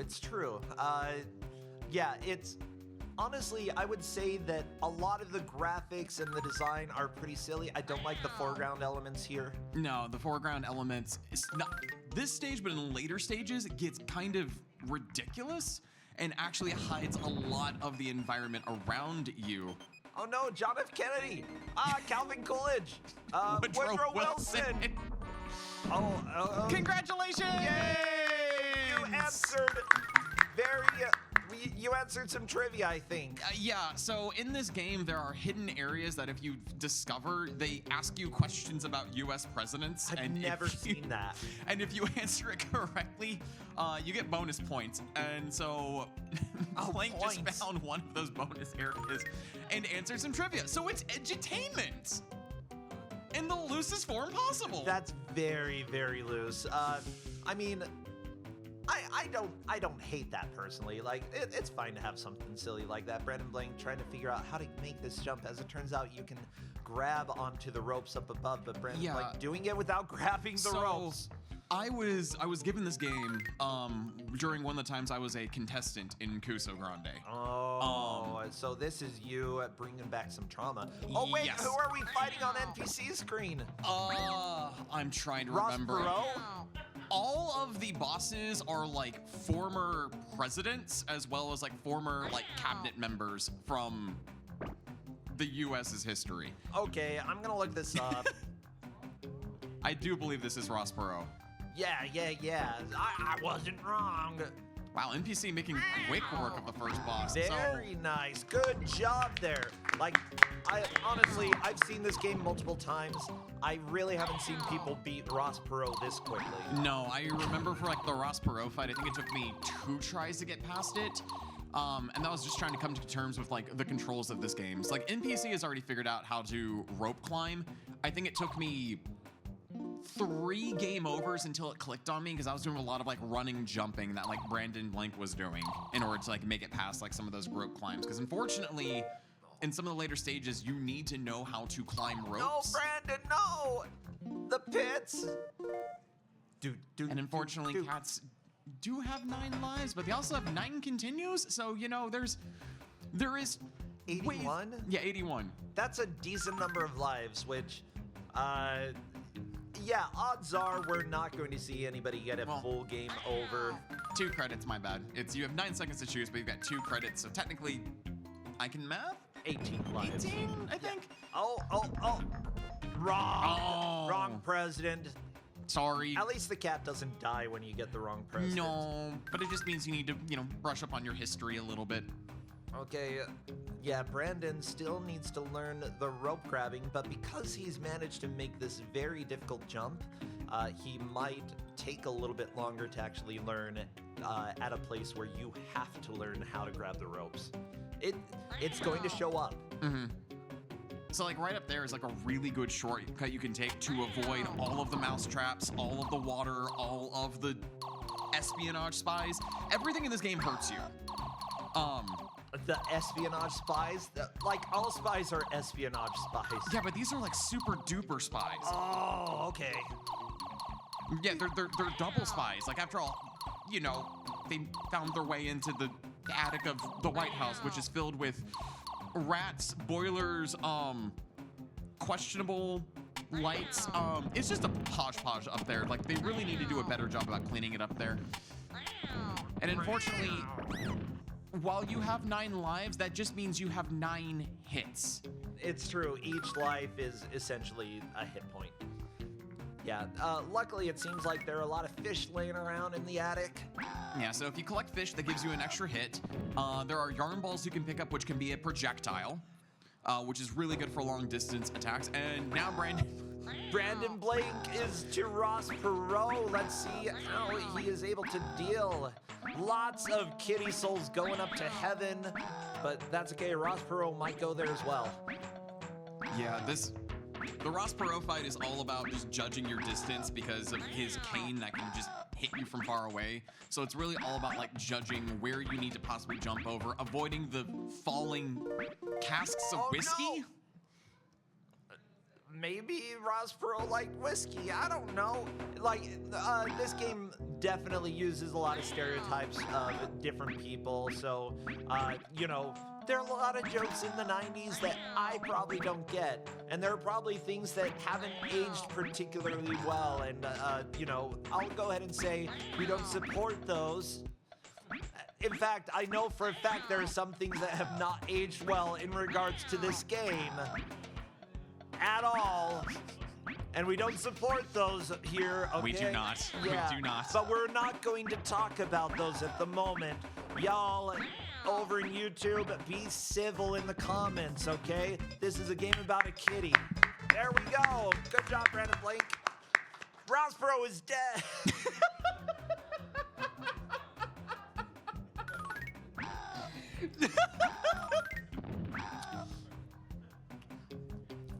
It's just the game. That's just how it goes. Or he's exploded or something. I don't know. Okay, so if you give cheese to a mouse, what does that do? So if you throw a cheese wedge to a mouse, it will not hurt you or attack you, so it's a good way to like sneak past some of the enemies. Gotcha. So like the cheese can distract the mouse, you can throw balls of yarn to tie up the super espionage agents. Brandon, unfortunately, finding a place where you need to know how to rope climb. Yeah, with that said, it's good to have those wall elements, especially early on, so that people have to learn it. It's a lesson that I really remember from Super Meat Boy. Some of the levels where it's like, if you don't learn how to wall climb, you literally will make 0 progress. But like distracting people with other nooks and crannies where you think that you can make progress, it makes people kind of forget what they're or get distracted by other things and think, maybe I can do this other thing that will make progress. Brandon is trying to figure out the rope grab, so how do you do it? If memory serves me I saw him grab it. Yeah. Like, if memory serves me correct, it's a very specific... Oh, right, I forgot. NPC's fighting Richard Nixon right now. Okay, Richard Nixon. Okay. All he wants is peace, I can tell. Well, except for the bombs and such. Oh no, the world blew up! NPC, back to the beginning of the game. That poor kitty cat launched into space. Gonna go and meet Laika. It's just a little bit of a sad fate, but that's okay. We can all believe that there's a dance party with Laika. Yeah, this game has no continues in terms of like saving your level progress. So if you lose everything, you go all the way back to square one. Yeah, generally, you know, especially with Nintendo era, that was a lot more common because games had to be relatively short. Simply put, the Nintendo did not have a lot of space, especially when it came to a platformer. You know, it took up a lot of memory. For Super Nintendo, sure, there was a little bit more space, but at the same time, having a higher difficulty and making it more, you know, limited continues, that allows you to make people rent the game and buy the game because they want to actually beat it rather than keep renting it over and over and over. This came out during a time where, you know, many people were renting games a lot thanks to, you know, a little place known as Blockbuster. George Washington was not in the 1900s, no. Or was he? But, so, you know, with the age of rentals where, like, you know, game rentals were like $5 for like a weekend, a lot of people would just rent games and just play them constantly to beat them, and it kind of negated paying full price for games, which, you know, back in the 90s, we didn't have fixed game prices. Like, depending on the company and the game that was released, your game could range anywhere from like $30 up to like $75 a game, which was usually the case for a lot of RPGs. Yeah. Like the Phantasy Star series on the Genesis were notorious for being about like $90. Yeah, Final Fantasy VI was very expensive, and the number of times that we rented it, and then my parents are like, whatever, we're just gonna go ahead and buy it. Thank you so much, parents. I know that was expensive, but probably less expensive than us renting it a bajillion times in order to actually beat it. So NPCs actually found like one of the best strategies to use against most of the bosses in this game is to more or less do like a butt bounce on them. Very a la Super Mario. With a lot of the bosses, you can like Ross Perot, you can ignore his cane if you just continually bounce on the top of his head. And a lot of bosses will have similar mechanics where they either have ranged attacks or they'll have attacks where you just want to try to stay on top of them as long as you can for like a quick, easy kill.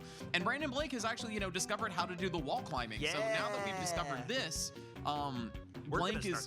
we'll start seeing progress. Blank is actually taking a really useful shortcut that's going to avoid a lot of the traps on that bottom area, as well as finding a hidden scratching post. Well, okay, that's not using. How do you use a scratching post? Okay. Oh, There we go. Yeah. So scratching post will give you some extra items to utilize. It's also just a really cute animation of just, you know, the kitty scratching the post. Yeah, I cannot fault the artists. I cannot fault the programmers at all. The design probably need a little bit of work, but because this was not released until, what? 2018. 2018? Yeah, it was scheduled for release in '93, and the original developers behind this game, their US branch shut down, so the entire game was shelved at that point as well. Completely understandable. And then one of the developers basically had like the prototype ROM, and it was eventually like released via Kickstarter. Yeah, and I think that's great. Honestly, media preservation is really important, even if, you know, there are problematic things about the game, or if there are people who have problematic histories within a game, whatever. Like, it still is an important piece of media that we have, and I fully support preservation for things like this. Yeah. So they were actually planning also a Sega Genesis version of this game. But the Super Nintendo one is the one that made the most progress and the one that we currently have right now. The crispiness of the sound effects, that's what really gets me here. I love the crispiness. Like, not actually love. I would have gotten very annoyed hearing that over and over again when I was a kid. Especially the dudes. They sound like some. I had a Yeti Snowball back in the day. Mm-hmm. I think that's what it was called, or Blue Snowball. Yeah. Made by the people who made the Blue Yeti, and it got broken to the point where every once in a while Everything was just like, crunchy. Oh yeah, it was. Yeah, and like I sounded a little bit like the quality here, maybe worse than this quality. NPC butt bouncing Richard Nixon, and there Nixon we go. Nixon is down. And with that, NPC is going to move away from the White House and move Oh, jeez, I remember how bad I don't that like. Steam I don't like. was. Okay. So yeah, so now NPC is fighting paparazzis and protesters like Oof. the hippies with the whatever sign. I like that when you get the sprite flip, the text flips backwards as well. Which, honestly, I think that's more of a design choice. I think it's silly. Oh no! Throwing the protest signs! On! That's my favorite protest message. On!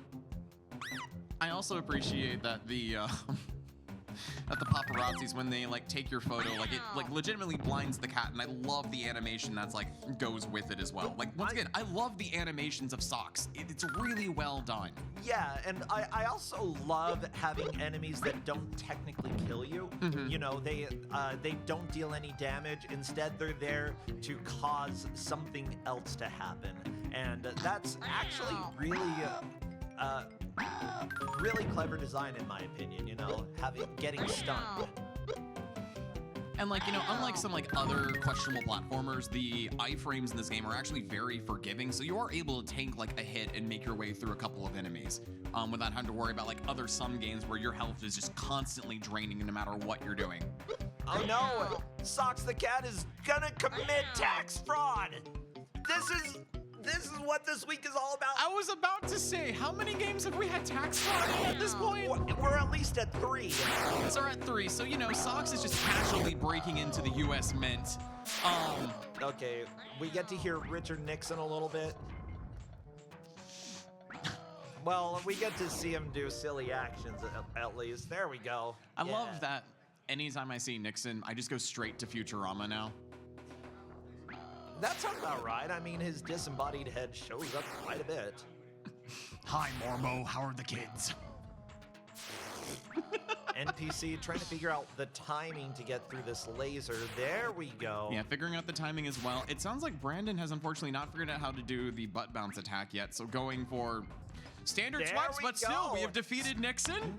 Nixon is down again, everybody. What? Well, I mean, I was gonna say Nixon is not alive these days, so like, you know, this game might have been prophetic in some ways that people eventually do die. As it happens, so will I. And one day people will watch this video and say, that guy was once alive, that Brosentia. But now, at the age of 150,000, he died. Yeah, I'm gonna live a long time. You're going to live longer than this, Fox, that's for sure, because games like this are going to be the end of me, I swear. No, this gives me life. So, if you've ever wondered how US money is made, they pump industrial-grade slime into the treasury. Oh, Nickelodeon! Yeah, so They're behind Nickelodeon... the money. Exactly, so Nickelodeon slime is how dollar bills are made. That explains a lot about the shows that I saw and how weird they were. It's like, it's money laundering, quite literally just pumping slime in and making the money. I mean, it's called funny money for a reason. Oh, no. I like the spies. Oh, Brandon Blank getting a full game over. Like, they're like pointy goatee. But I mean, you know, even though Brandon got a game over, they are now well aware of the mechanics of the game. They have a better idea of the stage layout. They have got a decent idea of like some of the shortcuts they can use thanks to the rope grabbing. So now they should be able to make more progress and potentially catch up with NPC. Yeah, there's like we still have a lot of time. With that said, NPC has been the Kusogrande champion in the past for the main tournament that usually has over 100 people. So like NPC is genuinely fantastic at blind playthroughs. He's also played in other tournaments that he hasn't won in, so he's not undefeatable. But, you know, he is definitely a strong contender. It looks like Brandon Blank trying to get the dates right. Whatever. I appreciate that Brandon is supporting edutainment. I really appreciate that you're going for the gold and trying to educate people on the lives and the dates of presidents. I appreciate it. Oh no, the deficit! NPC, solve the deficit! Do some tax fraud! Solve the deficit! I have to now know, how many more games are we gonna have this week that are gonna be nothing but tax fraud? Well, you know, if I know GMs, there are gonna be some more games because they all find a joke and then they're like, ha ha ha, let's go ahead and do more. I mean, there was the... I know what happened with RoboCop. I'm about to say, there was the day that we had nothing but RoboCop. There was the day that we had nothing but Top Gun games. Oh, that day was terrible. Once we find a theme, we just kind of like share the same brain cell and like lock in on it. I feel slightly bad that... Oh, I don't. Well, no, I feel bad that like Grego and I missed out the Eurojank memo that went out for like the first 2 games of the day. So had I gotten that brain cell, I would have definitely picked some Eurojank to like round out the day with. That's okay. I mean, like, we got 2 games from Europe. We got 2 games that never actually came out for the Nintendo and Super Nintendo. We've got tax fraud. Like, we've got a lot of good stuff going on. Not saying tax fraud is good stuff, but like, you know, we've got themes here. We've got themes. Just casually flashed is like, we do not condone tax fraud here. Yeah, GDQ's official stance, and I can say this for sure, don't commit tax fraud. Okay, and also, what else? What other stances can I give GDQ? I've already given them a few. Oh my goodness. Trans rights. Absolutely. Certainly something that we can all support. Yeah. Someone gave me a beautiful trans rights sticker. I saw that in the room. I was just like, that sticker goes hard and I want it. Oh, it's great. It's fantastic. I don't know where it came from, but I got it. I gotta put it on something, you know. I was gonna say I'm a straight white man, but no, that's not true. I'm a gay white man, cis, and I support all of our trans friends and all of our trans allies. That's it right there. Sticker there. Yeah. So, like, honestly, we need to stick up for each other and make sure that, like, people can just live their lives. And also can butt bounce Richard Nixon. There we go. Ross Perot is down again. Good job, Brandon Blank. I heard one clap for that. You know, we're all over Ross Perot these days. It's understandable. That was a long time ago. NPC has found the money, but is not taking any of it. Socks, take the money. While we're fighting, what, CIA agents with party in the back, business in the front? Yeah, the mullet man. The mullet man You know, guarding the treasury. It's interesting that the mullet has kind of made a comeback in some ways, and I don't hate it. I don't hate it either. It's better than when, like, the rat tail made a comeback. Okay, yeah. Mind you, I don't think I would ever get a mullet. I don't think I could pull it off. I don't think I can really pull off style, you know? I just do me. The only time I have ever considered pulling off a mullet was for, like, a one-off, like, Wayne Campbell, like, cosplay for Halloween. Did Wayne Campbell have a mullet? Technically, yes. Interesting. Okay, thank you, Ted, for turning the audio down during the steam. Oh, they really turned it down. Okay, there we go. No more steam, just socks. I'm about to say, we might also need to keep the audio back down when the Nixon fight comes back on, because... Okay, yeah. Whatever, cause our audience trauma, it's fine. So NBC is kind of in a bit of a sticky situation. They need to figure out how to push and move this block, otherwise they are going to be stuck on this screen for a bit. The game does a really poor job at like teaching you how to do things. It just kind of like shoves obstacles in your way and goes, you'll figure it out. You made it this far. Oh, for sure. You don't need any assistance. It's not like there's a manual they can look up or anything. Who needs help? Who needs it? I'm just trying to look a little bit at, because this was developed by Real Time Associates, I believe. Yes, it was. Who made other games like the Oh my gosh, I forgot they made the Rocketeer. For NES, that is special. Okay. Dick Tracy. Which Dick Wait, Tracy? which one? Is it the Game Boy one? Game Boy, yeah. Is the Game Boy one any good? I've never played the Game Boy one. I've only played the NES one and the farly superior Genesis one. And a game that everybody should play, Skulljagger, Revolt of the Westkins. A game where bubblegum is one of your main weapons. Oh, NBC on to fighting the Democratic donkey. Kick his butt, okay? I don't know if I'm allowed to swear. Fart. Yeah.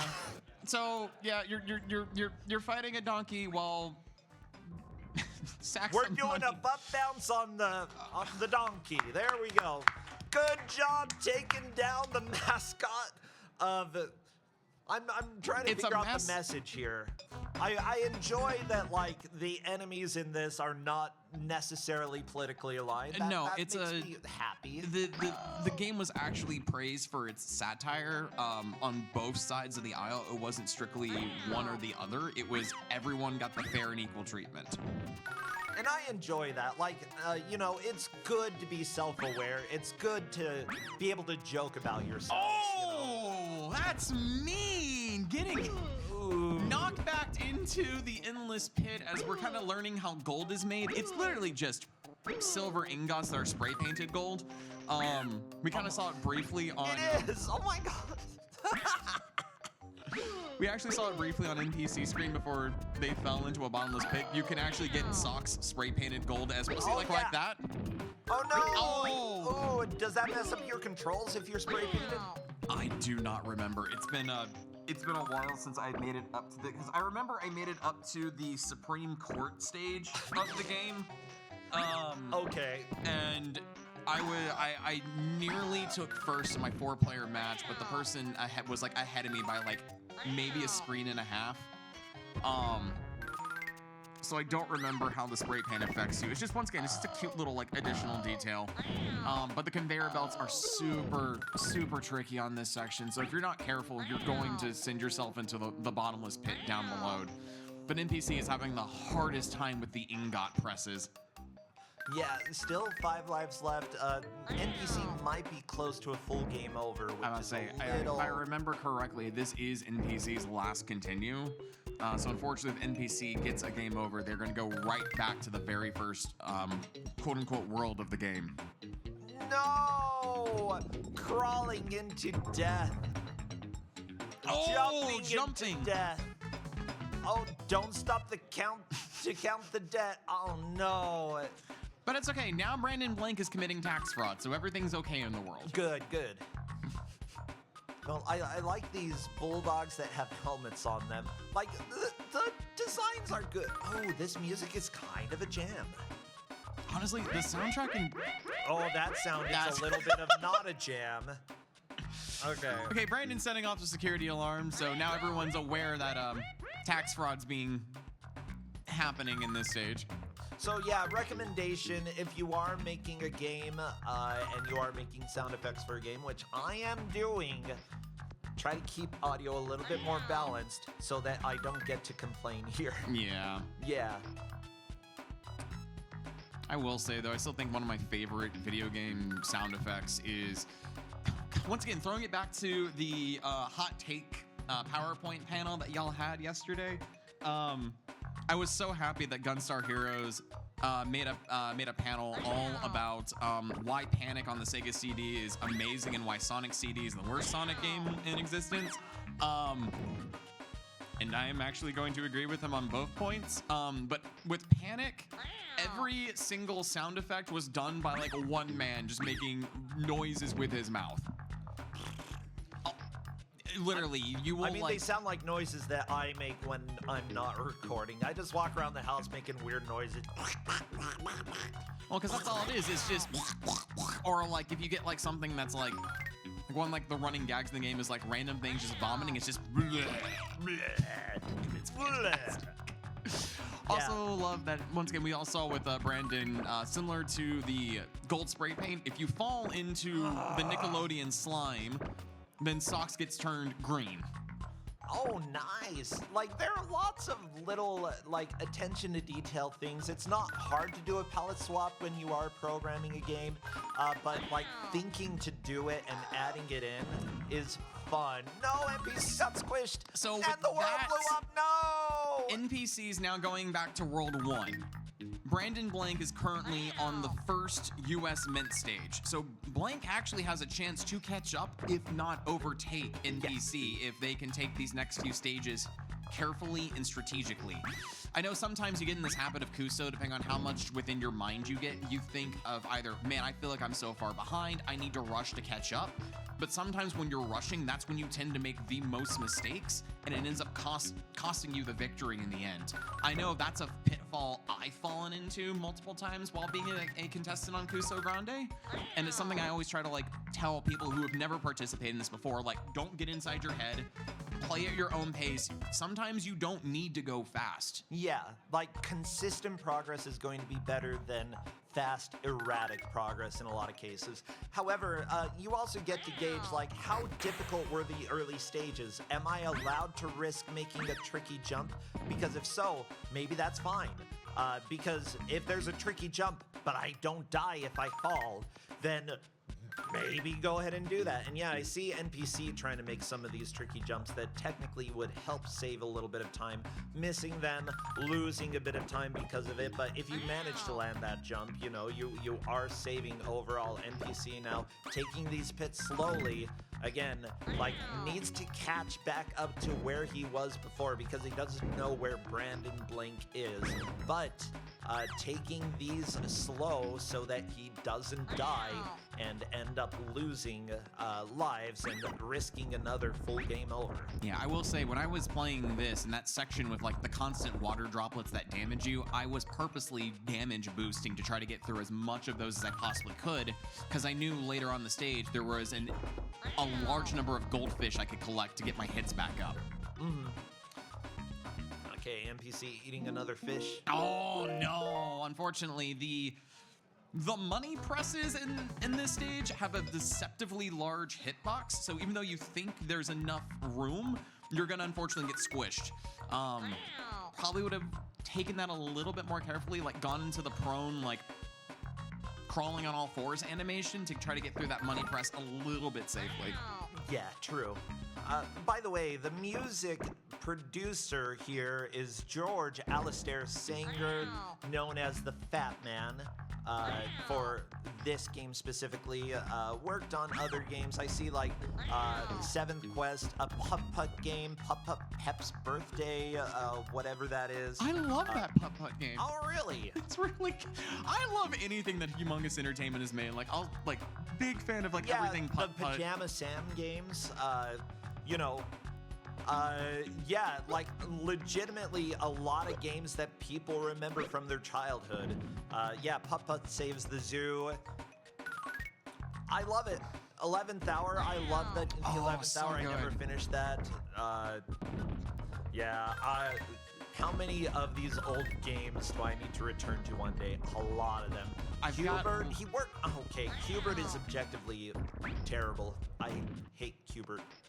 He looks weird and the game's not fun. I'm The end. not a fan of Hubert myself. I've actually got a friend who's currently going Loom. through a lot. Wait, he did Loom? Yep, he arranged the music for Loom. So yes, the musician or the main audio producer for this game composed for Loom. Like, that's why we've got some gems going on. I once again, I love it because sometimes you'll find like a bad game and the music is an absolute banger, and then you go on a deep dive and you realize that the composer of said game has done some amazing work in like other games that you sit there and go like, what, really, they did this? And it's such a fun rabbit hole to dive down. Yeah, how about the person who composed also did music for Maniac Mansion, I think NES, which has some amazing bangers. What other LucasArts game did they help out with? Wing Commander? Stop. Really? Yes, Wing Commander. and Wing Commander 2. Rules of Engagement, I don't know what that is. Yeah, again, So- 7th guest, Master of Orion. So basically shuffled between a lot of like high-name corporations, because we've seen already like LucasArts, we've seen Origin Systems, Brandon Blake unfortunately getting a game over, and was honestly like one boss away from like catching up to NPC's progress. So now, out of curiosity, Nux, how much time do we have left?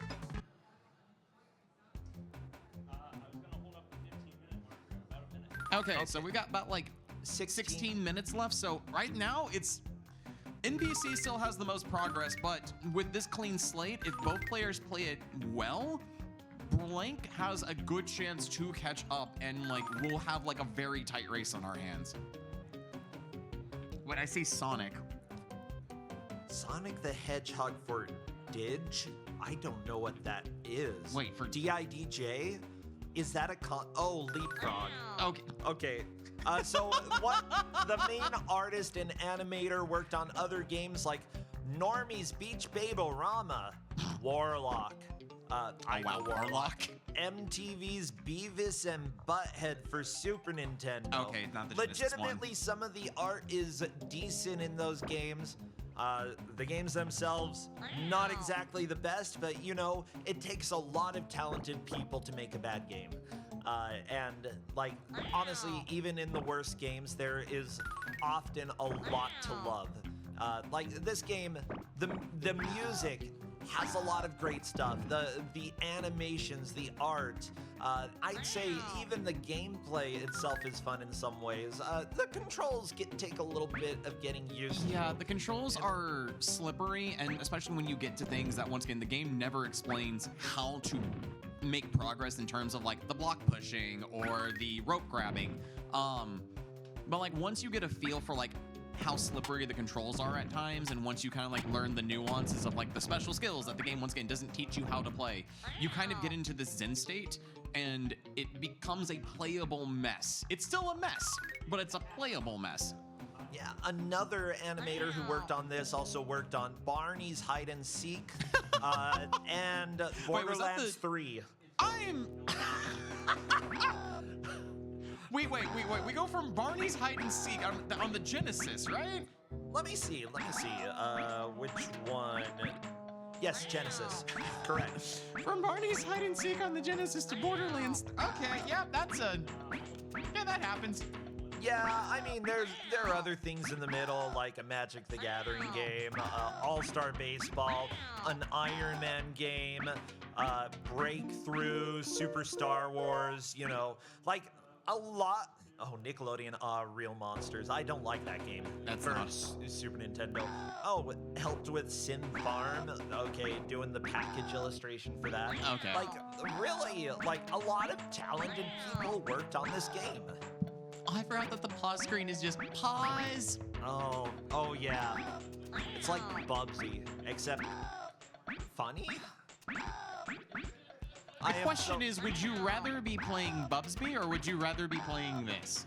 Honestly, if it's original Bubsy, maybe original Bubsy. If it's Bubsy 4D, I want to try that out. Otherwise, this. Which is fair. Yeah. If you've not played the Bubsby 4D demo, please do. It's actually really good. Yeah, and It's really good. yeah, and I know the voice actor. He's a lot of fun to chat with. I started making fun of Bubsy 4D. He's like, "Are you making fun of me?" And I'm like, "Oh crap." Oh, NPC taking a little bit of damage there, falling down, but that's okay. Yeah, the lasers. The most annoying thing is that if you're standing on a platform and a laser hits you, you fall through the platform. NPC found a secret area. Keep going. Trivia. Entertainment! Okay, NPC is laughing a little bit. Got the edutainment wrong, and NPC nobody cares. needs to study a little bit harder. It's okay. Edutainment's not for everybody. We don't judge here on Kusogrande Yeah. much. One of my favorite edutainment things is from Bible Buffet. Yes. And the reason is, first off, you have to have a manual in order to know what the questions are. Otherwise, it just pops up a question number and says A, B, C, and D. Yeah, isn't it like page 32, prompt C? Something like that? Second off, answering literally has no effect on the game. No effect. Whether you get it right or wrong, does nothing. And it's just like, guess what? You get to do trivia this time. And yeah, I mean, for Candyland, like, Yeah. it's, you know, why not have pointless Bible trivia? You can actually like set up a set of questions to appear that do not appear in the manual, so you're just like, there's no way to know which answers are correct in it. I love edutainment. I will still say my favorite edutainment game is Mario is Missing on both the NES and Super NES. Okay, well, that's a hot take. It's a hot take, but hear me out. The NES game has really, really dang good music. The plot is amazing, which is all about Bowser and the Koopas stealing national monuments to sell on the black market so they can get enough money to buy industrial strength hair dryers to melt the polar ice caps to flood the world. That's a good plan. We should have thought of that. I can take over the world. And in the Super Nintendo version of the game, the information centers where you turn in the artifacts are taller than Luigi, so Luigi looks like a small child in comparison to the people at the information kiosks. Oh, that's right. He looks like a little baby. Little baby Luigi. It's so good. But then again, Mario's Time Machine on the Super Nintendo has Mario surfing the ocean of time to get to and from like the historical places, so that's also kind of fire in my opinion. Hey, Brandon Blink is back to the Richard Nixon fight. Let's see how long it takes for Nixon to go down. So, question, we've got the butt attack. Do you have to hold down in order to do the butt attack? I remember correctly, yes. Yes, Okay. you do. Yeah, that's not too uncommon for games of this time period. I'm thinking of Fantasia. I'm about to say Fantasia, Castle of Illusion starring Mickey Mouse had two ways of doing like the main butt attack. You could either hold down when you jumped, or you could just press A again in the air, and that would also give you the butt bounce move. Gotcha. The problem with Fantasia is that the sprite doesn't change at all when you're doing the attack. Yeah. So it's really difficult to tell why you're either hurting the enemies or not. We've got 10 minutes left. We're close to the end here. I'm glad that there is a sprite that specifically shows you in the butt bounce animation, so that it's very clear that you have done something that affects something. That's an important thing. If in a game, if you have a move that isn't like a stereotypical move, change the sprite a little bit so that people will figure out something is happening, whether they can intuitively figure out what it does from there. Yeah, like actually show like the character change state, so you've got an idea that, oh cool, I'm doing something different, I'm doing something unique. Would this have any effect on any of the environment around me? Yeah. Yeah, and that's something that, like, I know as I work on old NES development stuff, something that I'm gonna have to keep in mind, because, like, we've been working on some of that, making sure that, like, animations and visuals are clear enough that people will intuitively know what's going on. But I can, like, I know there are going to be new things that get introduced that I'm like, okay, we need a new animation for this, and I am not the artist, so, just coordinating and making right sure. Yeah. Oh, Brandon is playing it super safe, and I do not blame them with like the one hit left before they continue. But they're also doing a lot of really good damage strats, as well as finding like the cute little like squeaker mouse, because like the squeaker mouse gives Socks like temporary invincibility. Ooh, okay. NPC, by the way, back to Moneyland, the tax fraud level, and it looks like Brandon Blank entering the mint as well. So right now, Blank is on tax fraud stage 1, and NPC is on tax fraud stage 2. Sweet. No, there are 2 stages of tax fraud. That's good to know. Well, one of them has a lot of lasers. Yeah, so like technically you got 2 stages of tax fraud, and then you go to like Fort Knox, which is gonna just be like a gold finger ripoff with Socks the Cat, like melting down the bullion or something like that. Aw, yeah. What is Socks gonna do with all this money, though? I mean... Oh my god. Oh no! Do you expect me to talk? No, Mr. Socks, I expect you to mew. Thank you for laughing at my terrible joke. I appreciate it. I will unfortunately be here all week, and I can't promise you it's going to get any better as we move on. Oh, yeah, let me tell you, we've got, like, after today, we've got 3 more days of Kuso Live, so there's gonna be a lot of us talking. I'm surprised I haven't lost my voice yet. NPC taking down the donkey again and moving back to the gold. Let's see how NPC deals with the Fort Knox this time. Yes, because NPC once again got stuck on the conveyor belts, which is honestly right where we're here again. Brandon Blake once again doing some fun edutainment. But yeah, NPC needs to be really careful with this, especially with like the final hit right there. I think they've still got, okay, they got 1 credit, so NPC has the chance to kind of submit the lead at this point. No, Martin Van Buren was before Calvin Coolidge. And before William McKinley. No! Trivia! I'm at least happy that Brandon got one of the trivia questions right. The very first. The very first time, which I think might have been on accident. I think you just smashed through it, yeah. Which is fine, you know, if you randomly get something yeah, right. if you accidentally stumble upon the edutainment, I don't blame you for trying to skip it.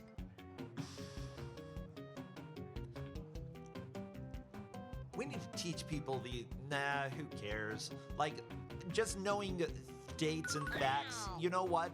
Sure, they teach you that in school. Some of them are a little bit important, but honestly, most of it, what happened during those events in history are more important. You know, knowing specifically what year or what day specifically the American Revolution started, you know, it's neat to know that, but it's not useful. Knowing the events that led up to it, knowing the reasons why it happened, that is much more helpful for like understanding even the modern political climate, you know? I feel for NPC right now. They are taking it as slow as possible. They've already seen how brutal the beginning of the stage is with the bottomless pits, and now they're taking 0 chances for that to potentially happen. And we've got officially 5 minutes left of our final game of today's Kuso Live. Yes! And then we get a little bit of freedom. And by that, I get to go and eat food and then work for the escape room. I will also be There is escape. That's why escape rooms exist, so you can get out. We're not a horror movie where there is no escape unless it's the ultimate escape, so you know. Yeah.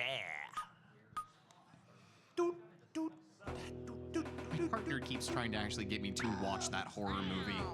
Which one? Escape Room. It is a movie. Okay. It is a horror movie where, like, the best people who are good at solving escape rooms get locked in, like, an escape room that, like, is actively trying to kill them. Okay, I mean, that's kind of fun. I like horror either if it's really good or really bad. But not really boring. Just don't make it boring. That's the big thing. Like, that's my whole thing with media. If it's bad media, I'll like it if I'm entertained, you know? Just make it campy. Okay, like the Friday the 13th movie. Way to go, first and the NPC. second, amazing. There we go, NPC. And we are fighting, I think this is Gerald Ford because he fell down the stairs. And look at him rolling. He's got a bandage on his head. I remember struggling on this boss because Gerald Ford has iframes while he's rolling. But you can bounce on him while he's rolling. So if you can time it correctly, you will never have to touch the ground as Socks. You can time your butt bounces perfectly where you can damage Ford while remaining. I know, right? I love this game. Come on, Gerald. I showed it to my channel one night where I'm like, you know what? I feel like playing like games I've done before on Kuso, and everyone was like, "What are you playing?" Stuff. I'm like, just let it cook. Let it cook. Oh yeah. By the way, I do want everybody to know the GMs who have been participating and many of the players here do have their own channels. You are more than welcome to go support them. You know, everybody, every streamer. It's important to build a community, and everybody does appreciate that. So You know, if you are enjoying what you're seeing, support them, follow them. NPC has defeated Gerald Ford. I think NPC is going on to the Supreme Court stages, which is as far as I've made it in this game. Yep. Oh my gosh. Oh no, the mice! They got little traps on their noses. Revenge of the Steam. Thank you. I love that every time the Steam pops up, text like, we're just turning that down. We need to save the audience, and that's why we love the tech crew. Specifically, our tech person throughout the week and for every Kuso Live that we've had is Nux, and we appreciate everything that he has done to help us. Thank you so much. Thank you Nux. so much. Can I get a round of applause to the audience for Nux, please? Nux!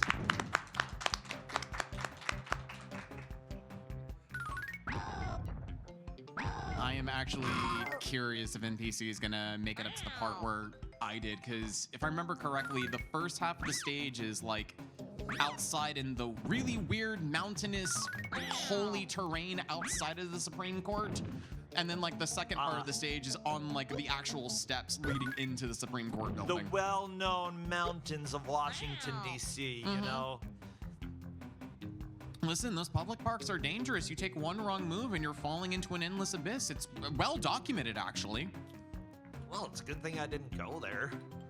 I mean, I've been outside of the White House, and then I was like, there's a house. That's kind of cool. I should have gone to some of the museums, but I didn't have time. I love museums. I love sitting there and reading everything that everybody else just walks by. And Brandon's back on the Nixon fight. NPC still taking their delicate time. That's not a bad idea. It's not. You do not know how far your competitor is in general unless you're looking at the Oh, screen. no. Oh, NPC falling into the water. But that is This time, everybody. That is time. Give them a round of applause. NPC making it all the way to the Supreme Court. Well, almost there. You almost made it to the Supreme Court, putting you in a solid victory. Brandon Blank made it a decent way through the mint and was making a beautiful push. But NPC will be moving on in the tournament. Everybody, this has been day 2 of Kuso Live. We will be back tomorrow, 10 a.m. with 4 more matches, Thursday and Friday as well. So feel free to come back, support the players, and enjoy some more crap. We'll see you all later. Take care, friends. Take care, everybody.